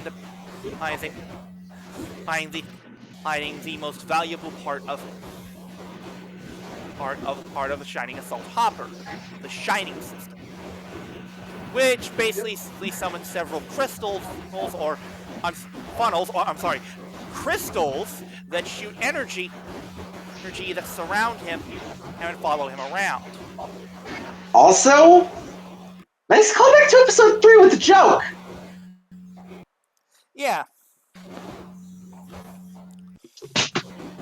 Anyway. I also love how in the battle, Aruto just throws the authorized buster in axe mode like a fucking tomahawk at Jin. Anyway, Aruto promises that he'll finish the fight and see Izu afterwards. And thus Aruto activates the Shining System and starts fighting off the Gigas and all the remaining Magias, and of course fighting Jin one-on-one. Of course. Eventually the two are at a stalemate. And that's when Aruto asks, why does he hate humans so much? And Jin simply says, because Horobi says, as I have to. Which makes Aruto realize that Jin is just as much of a victim as any of the other Magias, as any of the human gears, because while Jin is allied with MetsukoJinrai.net, the problem is, well, his learning was corrupted much like the other her human gears. He acts this way because literally that is all he was programmed to be. He was never given a clear concept of what good and evil is, what right or wrong is. Only what Horobi taught him. Yeah. And even though Aruto doesn't say it, it's clear that he basically pities he's Jin. He's Jin in his current situation. And it's clear he laments what he must do in order to make the world finally be rid of Metsuko Jinrai. Mm-hmm. Yep. Thus Aruto delivers the Shining Storm Impact, and Jin delivering the Flying Utopia attack, with Aruto proving victorious.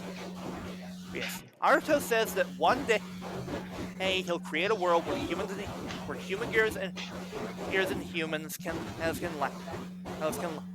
laugh in peace. But Jin simply says as the human gears will work to exterminate humanity. Thus, he dies. Let's see. Oh, that's right. This is a Christmas episode. Of course he was gonna die. Of course. And thus... So shocked at nobody. And thus... Jin is destroyed. Jin dies. Mm-hmm. However, we're not out of the woods. Yet, as Aruto, after arriving back to Izu, who has now been fully repaired, now goes to the emergency meeting. And when the vice president starts doing the voting for who thinks that Aruto should be dismissed as president, surprisingly, he's the only one who's voting against him. Everyone else sees Aruto as a hero. Yeah. Because Aruto was the one who stopped MetsukoJinrai.net. Not AIMS, not AIMS, not any of their other groups. It was Aruto. Their CEO pretty much saved their own company. Mm-hmm. Yep. And thus he's received a standing ovation and is allowed to stay. Though the vice president says that if he screws up, he will take his seat. Though it's clear that the vice president does have some small respect to Naruto for what he pulled off. Oh, Yeah. So yeah, this is pretty good. Well, I guess we're pretty much done wrapping up. Wait, what? What do you mean the episode's still going? We're only halfway through? Yeah, surprisingly, even though this feels like the tail end of an episode twice in here, we're still not done. As we see,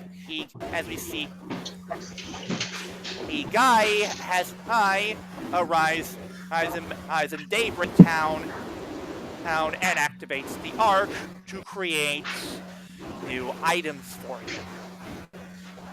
And to make matters worse,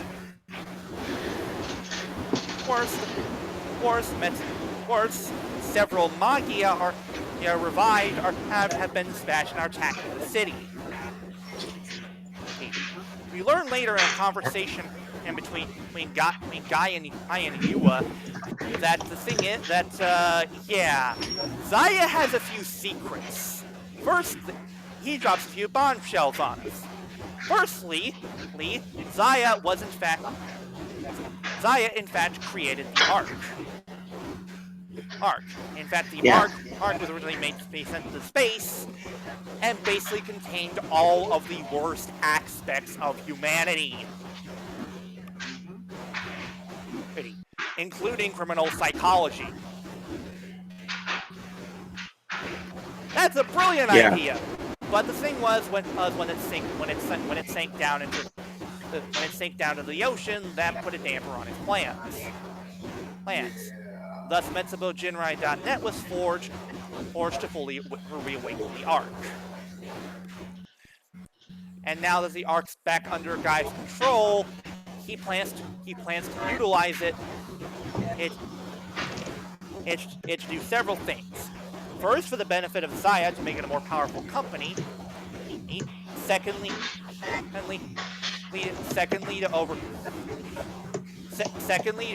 to basically show that riders are the next stage in weaponry and war. And thirdly, using the power of Zaya,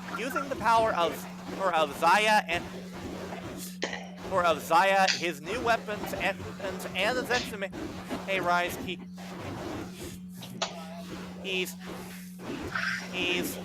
Guy reveals his master plan, and his plan is where are you? Oh, there you are. Guy reveals that his plan is to, you guessed it, take over the world. Of course! So yeah, naturally people are confused by why Magia are attacking the city since Metsubojinrai has been dismantled. Even Fuwa's asking what the hell is going on. Now thankfully, the Naruto and Fuwa are able to dispatch the Magia, but Fuwa says he has a bad feeling something's about to happen. Oh, and another thing I forgot to mention involving the conversation between Yua and Guy. She basically at one point flips out at him asking if Metsubojinrai was just another pawn of his, and if Ames is another pawn of his. And the thing is, he never denies that.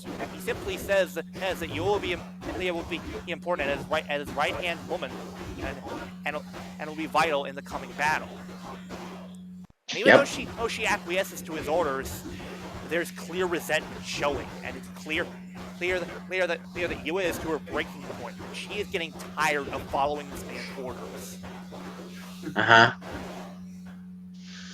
Hopefully it doesn't result in her death. Knock on wood.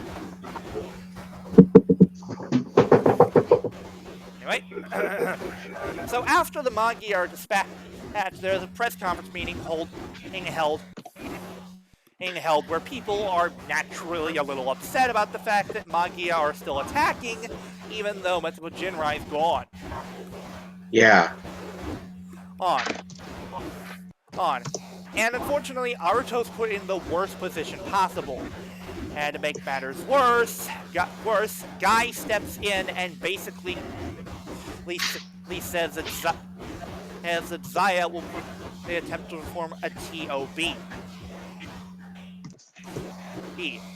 which is short for Take Over Bid, meaning he plans to buy out all of Hidden Intelligence stocks until Zaya is able to have complete control over the company. If that happens, Yeah. it means that Zaya will have control over all the Gears, which is ultimately what his plan is. And just to amp up the "we're so screwed" counter. Wait, what happened? Why is all standing quiet? Huh, weird. I'm not dead yet. Yeah.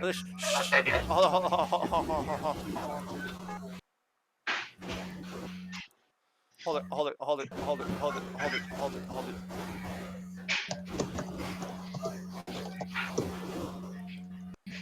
Hold it, give him a moment.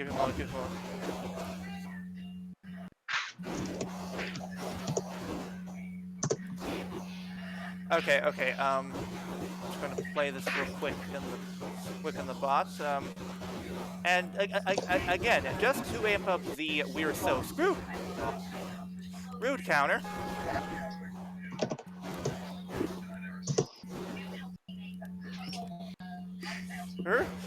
This happens.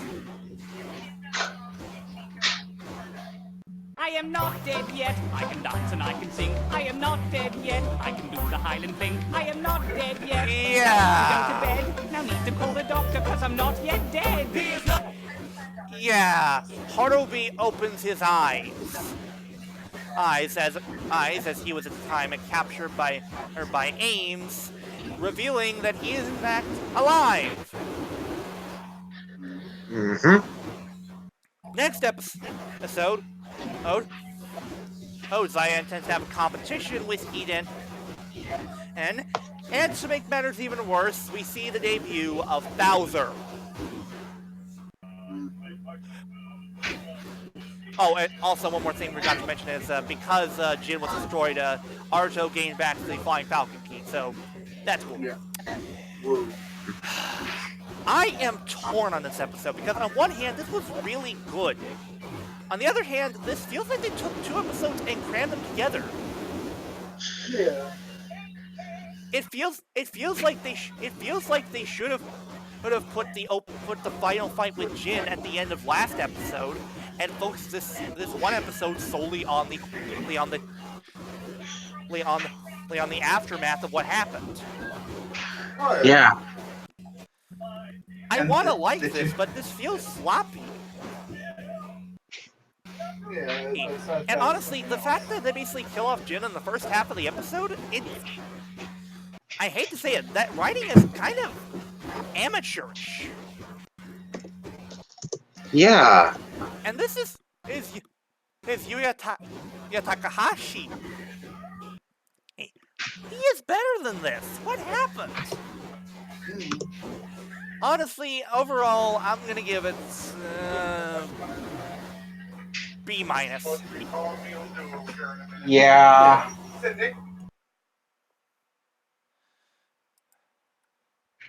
And with that, we move on to oh fuck. Oh wow. Yeah. Oh wow, would you look at the time? I gotta go.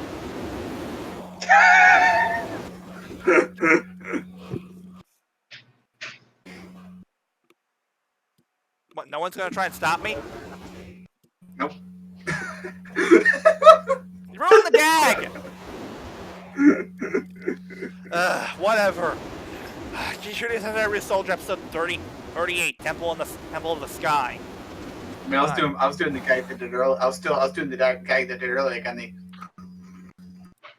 Anyway. Now, to be fair, this episode actually doesn't start off too bad. And the Minosaur is created in the Minosaur this week, which is let's see, what is it? The Charybdis Minosaur. The Charybdis Minosaur, yes, is created from Gachireus. use. And basically, Precious says that this is his last chance. Spoilers, it's not.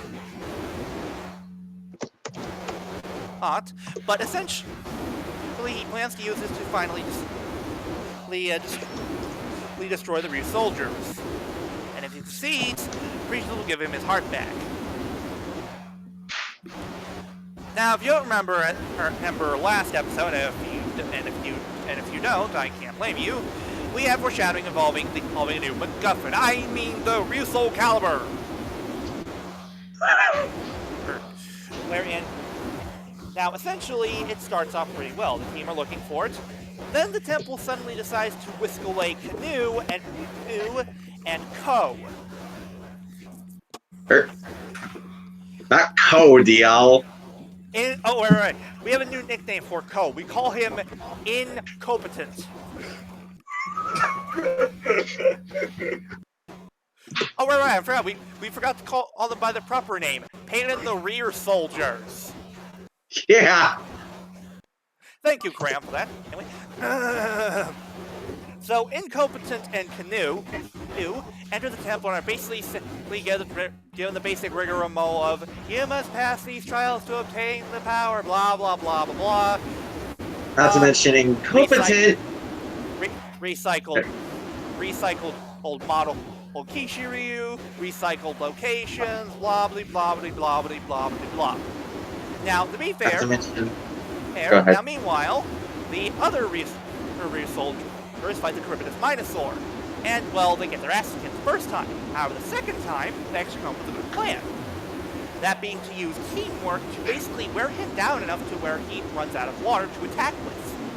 Once that's done, go for the kill, finish him off.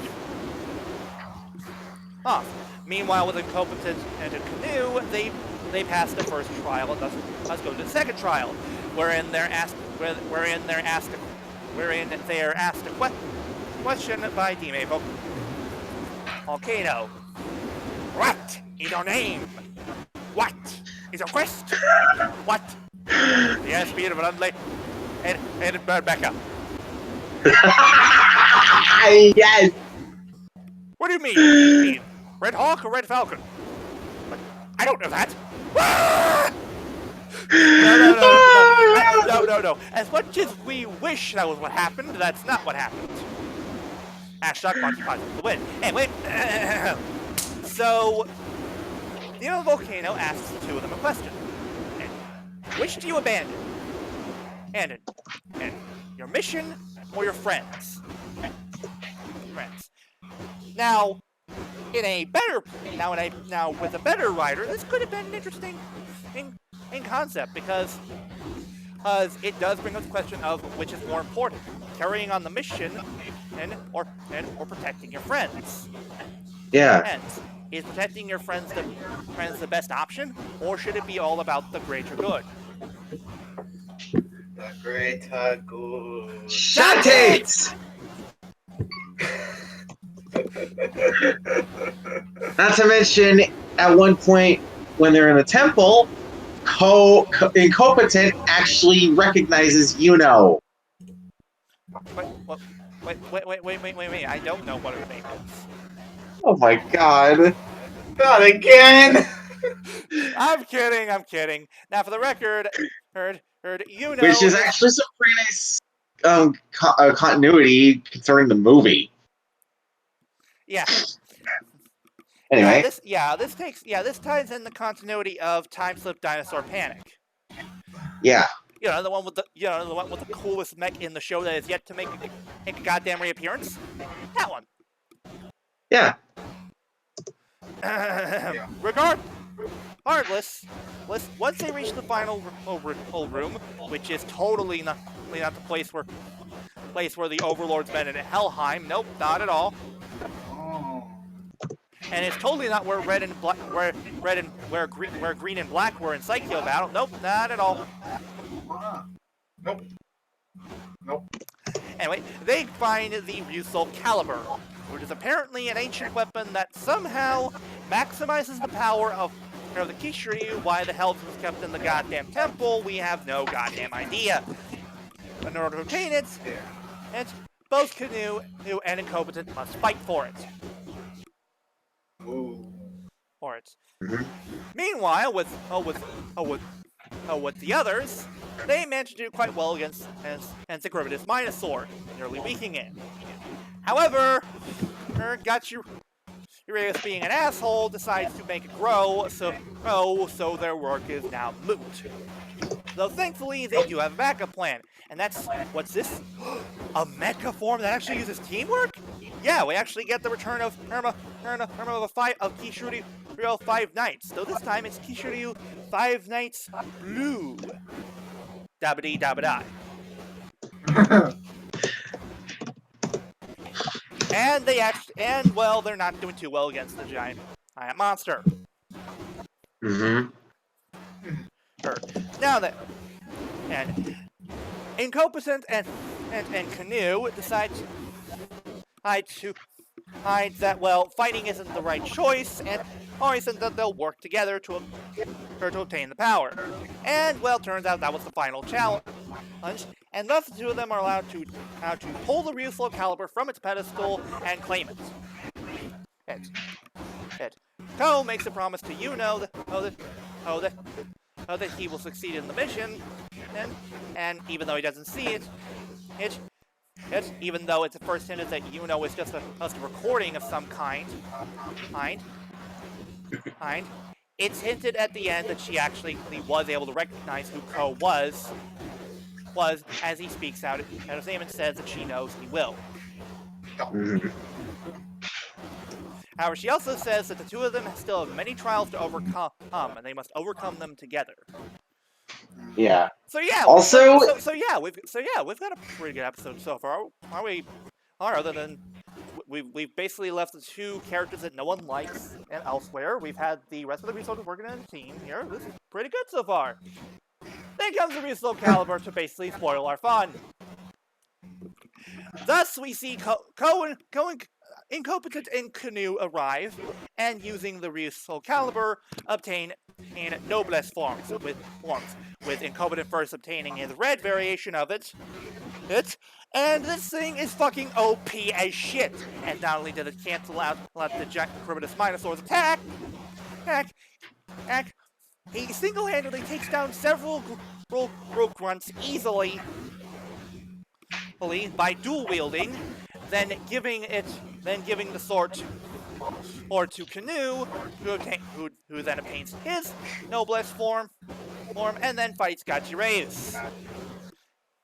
Now I know. yeah. This doesn't sound so bad so far. Oh, it's about to get worse. So, Much. Here comes the bullshit. bullshit alarm. Or rather, warning. This is not a test. Anyway. So just when you thought that Ko had stopped relying on Ryusoul Max, oh no, look at it, there it is! And thus, Canoe and Incompetent basically deliver the biggest middle finger to Sentai in general, and using their combined attacks, destroy the giant Minosaur!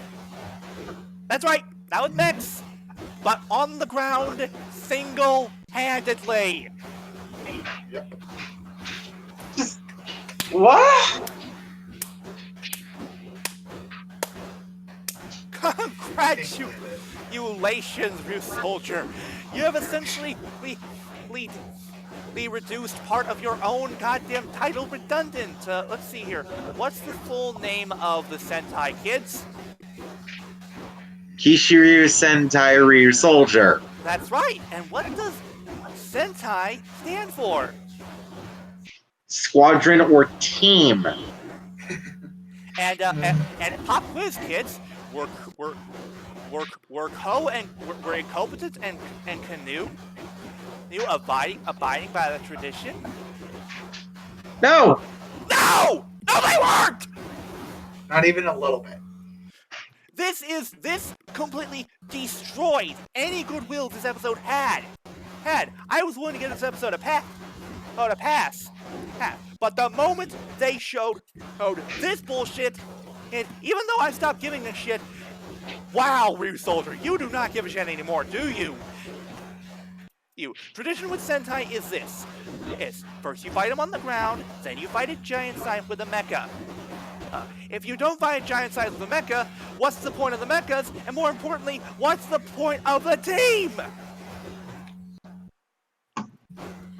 And no, this episode doesn't get a pass because that it was directed by fucking Sakamoto. Not even And here's the thing, Sakamoto could save this shit. This also brings up the second thing of, but what about a certain other show before it? Yeah, but what about Tokuger? At least when he used the power, at least when he used the fucking power up there, it was the team. You know, it's funny you mention that, Hero, because now I get to talk about, give a reasons you suck speech to this Ryusoulgers bullshit. This stupid Magic MacGuffin. Let's take this Magic MacGuffin here, let's compare it to a different Magic MacGuffin, like, I don't know, Lupin Magnum. Now, why exactly do we give Lupin Magnum a pass compared to the Ryusoulgers? Shouldn't we be just as mad since Red hogs it? Hell, in that case, we should be more grateful that the two Rangers were able to use it. Here's the difference. Let's list out several reasons why this gets a pass compared to the Magnum. Why the Magnum gets a pass in comparison to this bullshit piece of writing. Number one, the Lupin Magnum does not give you a super form. It's just a weapon. And number two, there was an actual trial there was a proper mythos behind it, and being the Lupin Magnum was Arson's favorite collection piece. Mm-hmm. Secondly, there was an actually good and moral dilemma with how the trial was to be completed. Yeah. For those of you who don't remember, in the deal with the Lupin Magnum is you can wield it, but you have to show how committed you are to being a phantom thief by shooting the ones you love. Toma and Umika, they couldn't do it, and not even Noel was able to do so. But Kairi was the only one committed to the very end to being a thief, no matter what would stand in his way. Even if there was someone who literally looked like his brother was going to stop him, he wouldn't let that stop him. And thus, he earned the Magnum. There is a good reason why he is able to wield it, because he is worthy, because he passed Arsene's test. Yep. And more importantly, the Lupin Magnum is not nearly as powerful as the Ryusoulgers. No. The Lupin Magnum, for all intents and purposes, it's just a bigger handgun. It's one that has a punch, but it can't, access the powers of all the other VS vehicles. No, it's just a super powerful weapon. And it has restrictions to it. And not only that, it was more capable. Well, it was capable of doing more, given that not only was it able to turn to a giant mecha mode, but it was also able of combining with VS vehicles as well, to form Lupin Magnum Superior. At the end of the day, Loop had gave a good reason as to why the Lupin Magnum was for Red, why he was the only one allowed to use it.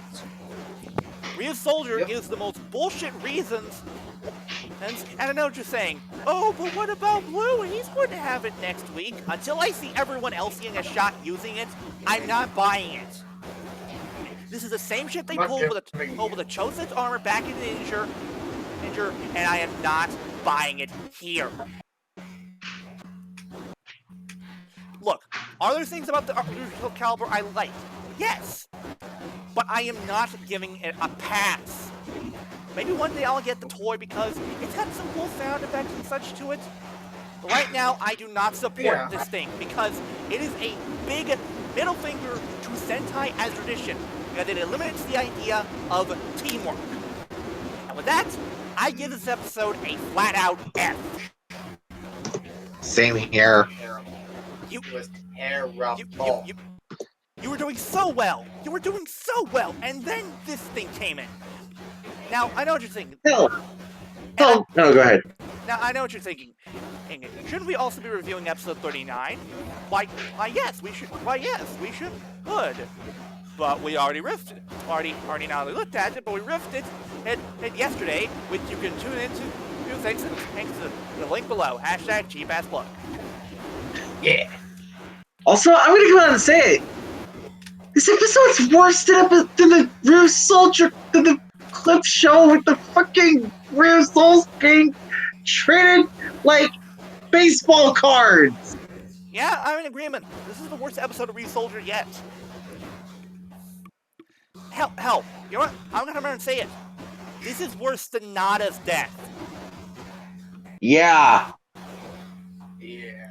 Hell. This is actually even worse because the thing is, the Noblest Armor pretty much makes Max Ryusoul Red redundant. Yep. Yeah. It makes it completely obsolete unless Gold is the one wielding it. Unless Red is the one wielding it, there is literally no more need for Max, which makes Nada's death even more pointless. Mm-hmm.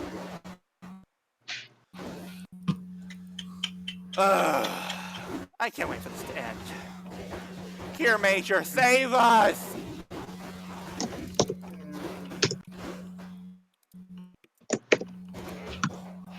Anyway,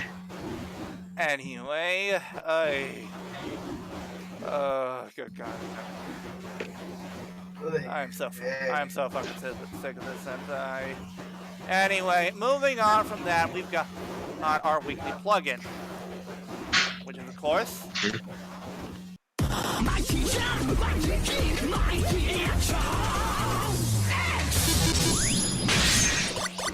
our weekly plugin this week is one Megami 33. Now, we've actually brought her up before, but we're getting her a proper plug now.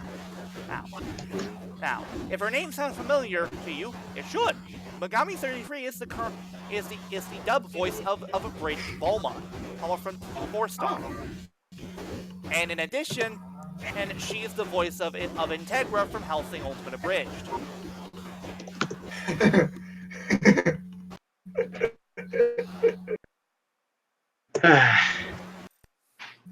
But she's not only a good, she's also done work in other her official dubs. She voiced a few characters in Overlord, in later Overlord seasons, and to name a few. But what she even does a Pokemon RPG with some of her friends. Yeah. But what Megami really specializes in is music. oh This yeah. woman has a fantastic singing voice, and she has done several great English dubbed covers of anime themes. Mm-hmm. From the original Mesame Pokemon Master to her to Limit Break Survivor, Yeah. her to songs from My Hero Academia, to even original songs of her own like Let's Go Pikachu and Eevee, and even dubbing Yeah. and going outside of the box, since I know before we already mentioned her cover of I Need a Hero. Yeah. Most recently, she did a collaboration cover with one Mark Brute, which we plugged last week, wherein they did a cover of Pocket Monster 2019's first opening. That's Pokemon 2019 for us Americans. The theme 1, 2, 3. Mm-hmm. Not to mention, when she covered, as I say, Pokemon Master, she actually got the original VA for Professor Oak.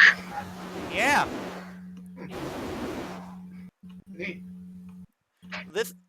She is support this Pokemon. She's a pleasant and person woman, from what I can tell. She has got a great singing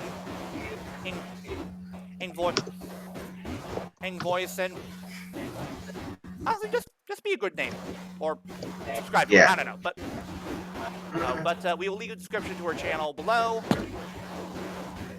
Below. Anywho, now then,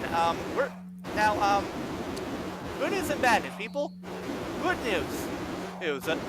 The good news is we are doing a return.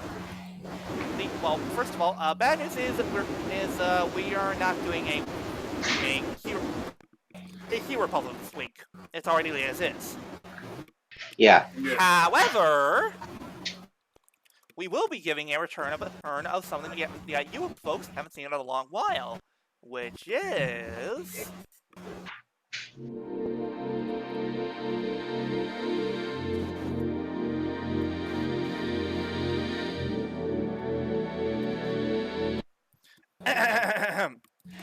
the weekly topic, and this week's topic is secondary mecha in Sentai. Hi. This is where we'll each discuss either a grand total of 1 to 2, 3 max secondary mecha in Sentai that we like. The only rule is it has to be a secondary mecha. Qualifications are there must be individual pieces that each senshi must pilot to create this mecha, and of course it must be used as a team.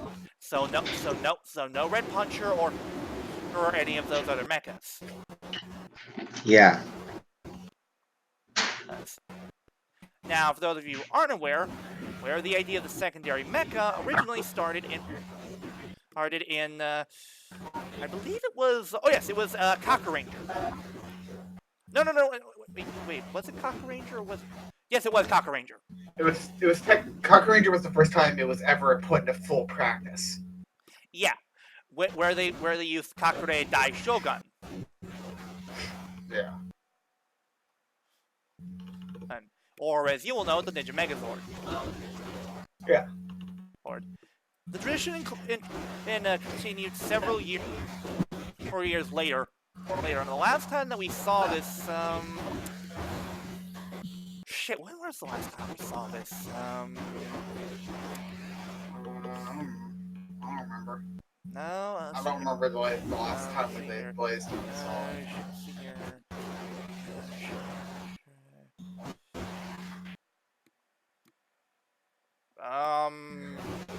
Shit. Last time we saw this was in Goseiger. Oh yeah. Gosei Ultimate. Yeah. Now I know what you're thinking, but there's no individual pieces. Still piloted as a team. It counts. Anyway, let's each go over some of our favorites, and we can go with. And for the record, to make it simpler, you can use the Power Ranger equivalent name. So who wants to go first?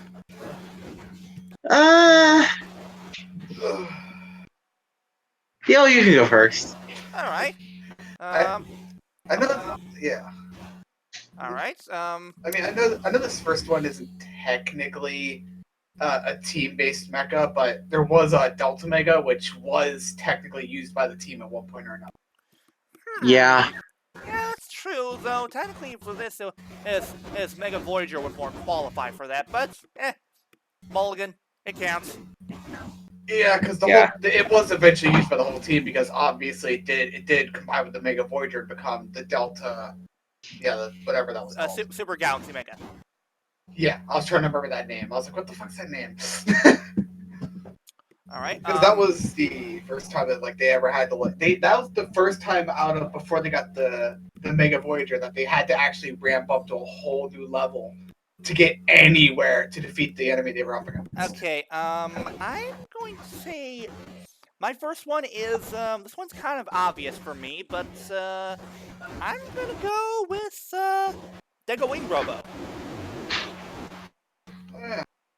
I love the design of that thing. It's sleek as hell. It's got two badass pistols, and it turns into a fucking cannon. Badass. Yeah. And as we know, it's a new sensation. Bitches love cannon. Yeah, it's a new sensation of sweeping the nation. Yeah. All right. Flutter, what about you? For me, Jet Icarus. Oh, yeah, I guess that does count. Considering, first off, those badass claws. Not to mention, at one point, Commander Aya piloted on her own. Oh yeah, that's true. But yeah. All right. Okay. Hero, you got another one? Well, let's see here. I gotta think a little bit because there's so many. Probably it would have to be. It's another one of the ones that like the mecha barely changes, but Gal Muscle. Oh, Gal Muscle. That's actually one I hadn't thought of. That's actually pretty unique. I like that. Okay, Gal Muscle. Even though I never really finished Garage because the Sentai's slow as hell. Yeah, that's true. Gal Muscle. That's an interesting pick. I like that. Okay, I'm gonna list one, and this one's a bit of a curveball. I mostly like it for the design alone. Lone. Die Voyager. Ah. Or as you'll note over in Overdrive, the Battle Fleet Megazord. I really like the design of it. I like the cool the big steamroller fists it has. Has a big bulky design. It just looks cool. Plus, it fucking towers over other her mechas.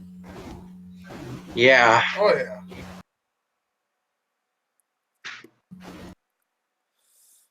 Okay, what about you, Flutter? Got another one?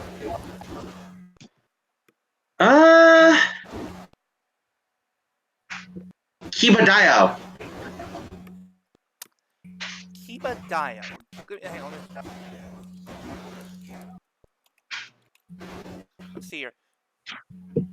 Oh, that one. Does it technically count though? I count it. Well, the thing is, it requires the 6th Ranger for mecha to work. Yeah. When I talk about this, I'm more talking about the ones that either require just one addition that either are unpiloted or later or yeah. So 6 Ranger combinations do not count. Sorry. Try again.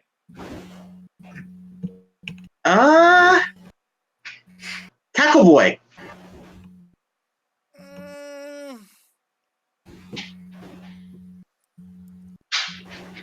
I was thinking we save those mechas for another discussion. Yeah, for a self-sentient mecha kind of discussion. Yeah.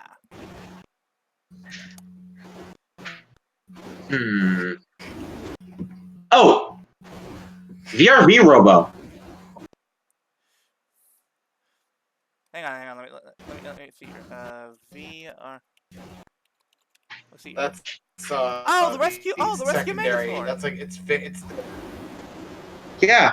Oh, that was actually a pretty cool design. I like that. Also, I just realized something. I just made a huge goof. There's one Sentai that actually did give a return to the secondary mecha. There's another one in more recent memory besides Gosager. Though you're not gonna like it. Oh boy. Oh no. Where are you, you bastard? Let's see. Ah! There you are. This was the last secondary mecha that we've had in a long while. And from a Sentai that we do not like. Oh boy. Gekiatsu Dio.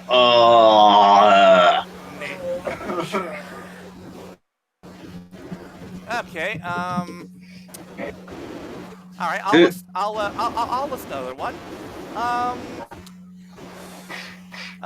what was it? Grand Liner?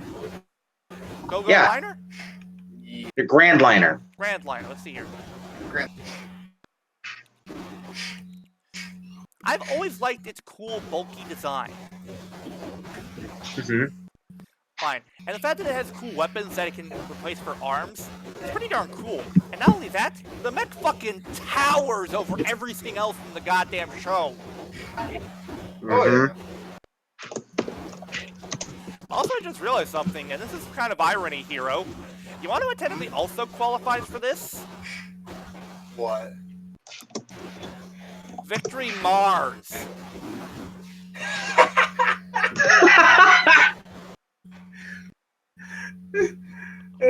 Yeah, but that's not my third. That's not my third pick, though. All right, that's fine, that's fine. All right. And what's your third pick? Herculean Giant Geki Fire. Oh, Geki Fire. Oh, that's a good one. That's a good one. You know, the one where for Blue to earn his part, literally had to fight overnight. Wait, that actually happened in Sentai? Holy shit, that's badass. Yeah, in Geki Ranger, Blue had to fight. Blue had to fight the, I believe it was the Antelope guy, overnight. Holy shit. Well, that definitely makes Yeah, it it more took badass than, night, like, all than day. fucking singing karaoke. Oh hell yeah! That's pretty damn awesome. Also, I'm actually obligated to make this joke. Matthew, prepare yourself for the stinging blades of the windmill! If you understood where that reference came from, you had a cookie. Oh, news radio is so underrated. Okay, Flutter, what's your third pick? Oh, that was the bot. Yeah. Yeah.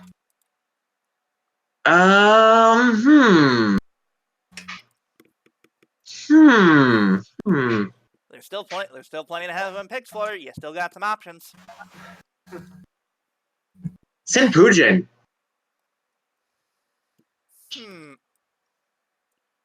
Hang on.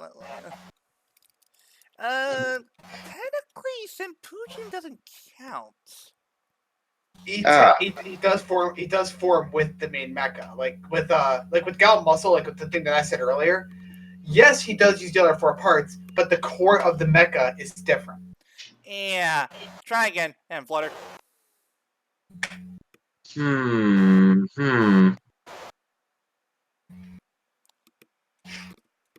mean, obviously, if you can't think of a third one, you don't have to do a third one. There still are. Oh! Did he have one? Man. I think.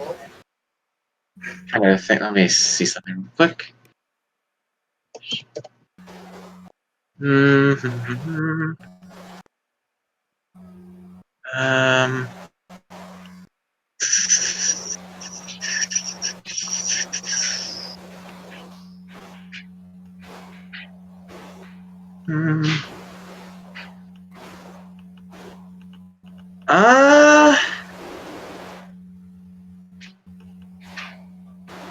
Daikai Shinkeno.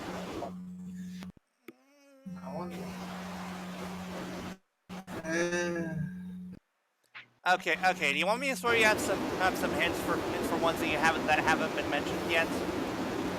Go ahead. The Maji Ranger, O Ranger. Oh, Blocker. Ah, there you go. Oh, Blocker. There's a good one. Can never go wrong with a mech wielding two swords. Fucking Yeah. badass. Not to mention, BRV Robo actually references something. Really now? What's the reference? G1 Transformers. Really now? It's due to the fact that, other than being mecha, they can actually transform into different modes. Yeah, that's true. I guess. I mean, Technicality. Yeah. Yeah, it's more technicality than anything. Anyway, I think that that our next topic should be about sentient mechas. Oh yeah, definitely.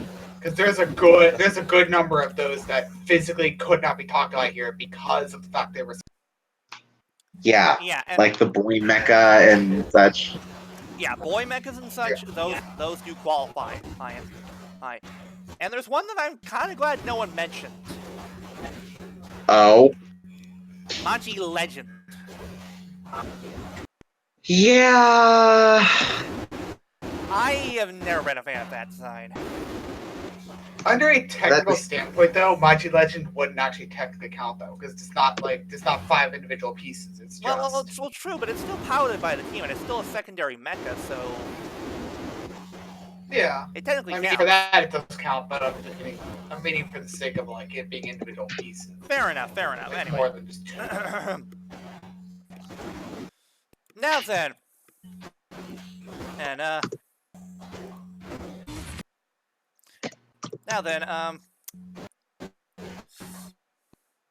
this would now we're about to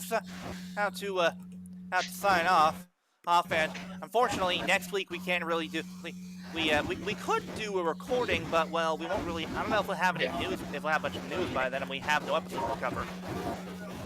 Yeah. No, we won't have any episodes. Well, at the very least, if we don't have episodes to cover, we still have plenty of news. That just gives us credence to do a keyword puzzle, even if we don't have much to cover. So there's that at least. All right. However, to whet your appetites, people, we are doing something very special. We are doing not 1, not 2, but 3 special TTR at the movies. That's right, people. 3. Now, to be fair, these first 2 are shorter, and the third one will have a gap between the dates. Tomorrow, we'll be doing a special whole riff of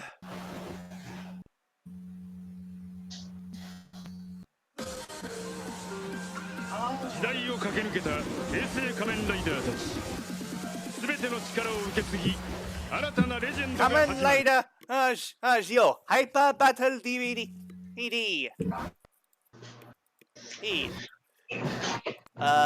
Something Gates Beater Armor. Yeah.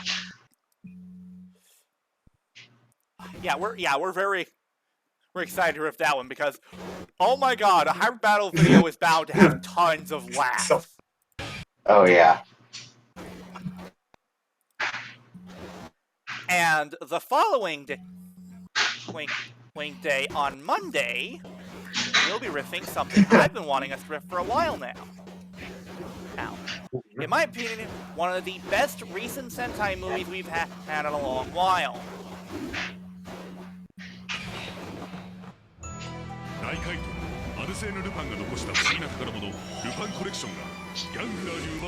Lupin, Kaisto Sentai, Lupin Ninja, Basu, Eisa Sentai, Hato Ranger, Unfeeling. Yes, people, we're ripping the Lupat movie, and I'm very excited to do that. Oh yeah. However, for the coup de grace to ring in the new year here on New Year's Day, not midnight night. People of us like to sleep. Thank you. You? Yeah. But Wednesday on New Year's Day, we will be riffing a movie that is quite infamous among a certain fandom, and one I've been wanting us to riff for a very, very long time.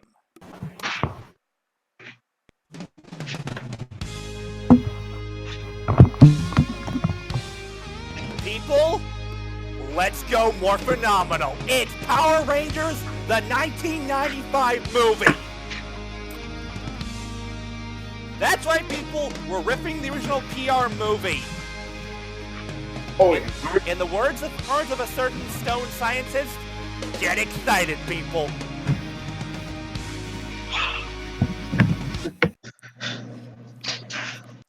Full disclosure, we mostly thought of this idea both today and yesterday.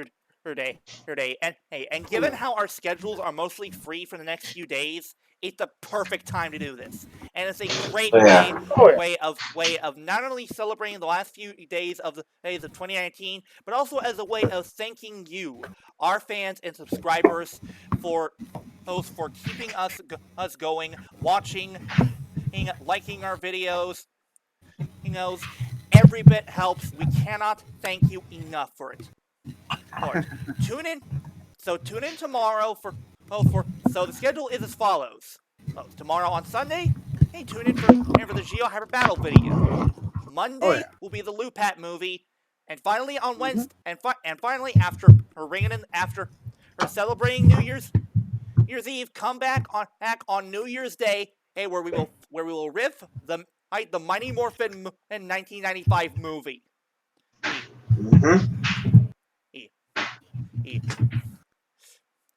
Also, again, look forward to the special holiday riff riff that is currently in development. Don't worry, people, it is coming. it's just one of those things that's a bit weird. That's right, it'll be released by next December. Jeez. Anyway, but yes, people, look forward to that. Mark your calendars, people. Oh yeah. We're ending 2019 with a bang, and ring it in the new year with an even bigger one. Phrasing. Anyway, time for the sign-offs. I have been your flamboyant flyer, Flutter and 98, saying, so on flyers. And I've been your Spirit King hero, trying to understand why Fly had to blame you so much, Flutter. And I, of course, am your Highness most beloved overlord and ruler god extraordinaire, DLBot 2016, reminding you, I'm just a passing by Toku fan. Remember that. And word to the wise people, if you come across the magic we got from Caliber, apparently it's the strongest thing ever, unless you want to be a dick to your teammates, just leave it. Yeah, just leave it. On second thought, let's not go to the first temple. To the silly place. Oh my god, if there's one thing that one bit of good that will come out of Ryusoulger, it's the number of Monty Python gags we can make. Yeah. Anyway,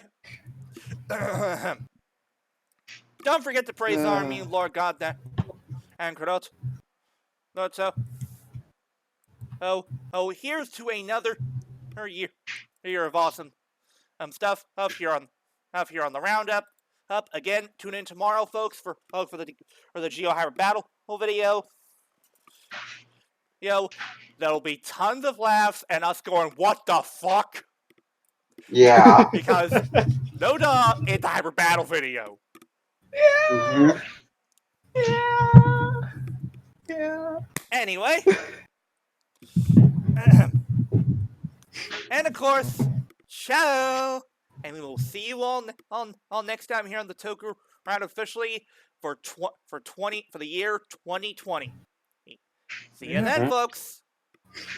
And thank you for another year of awesome support.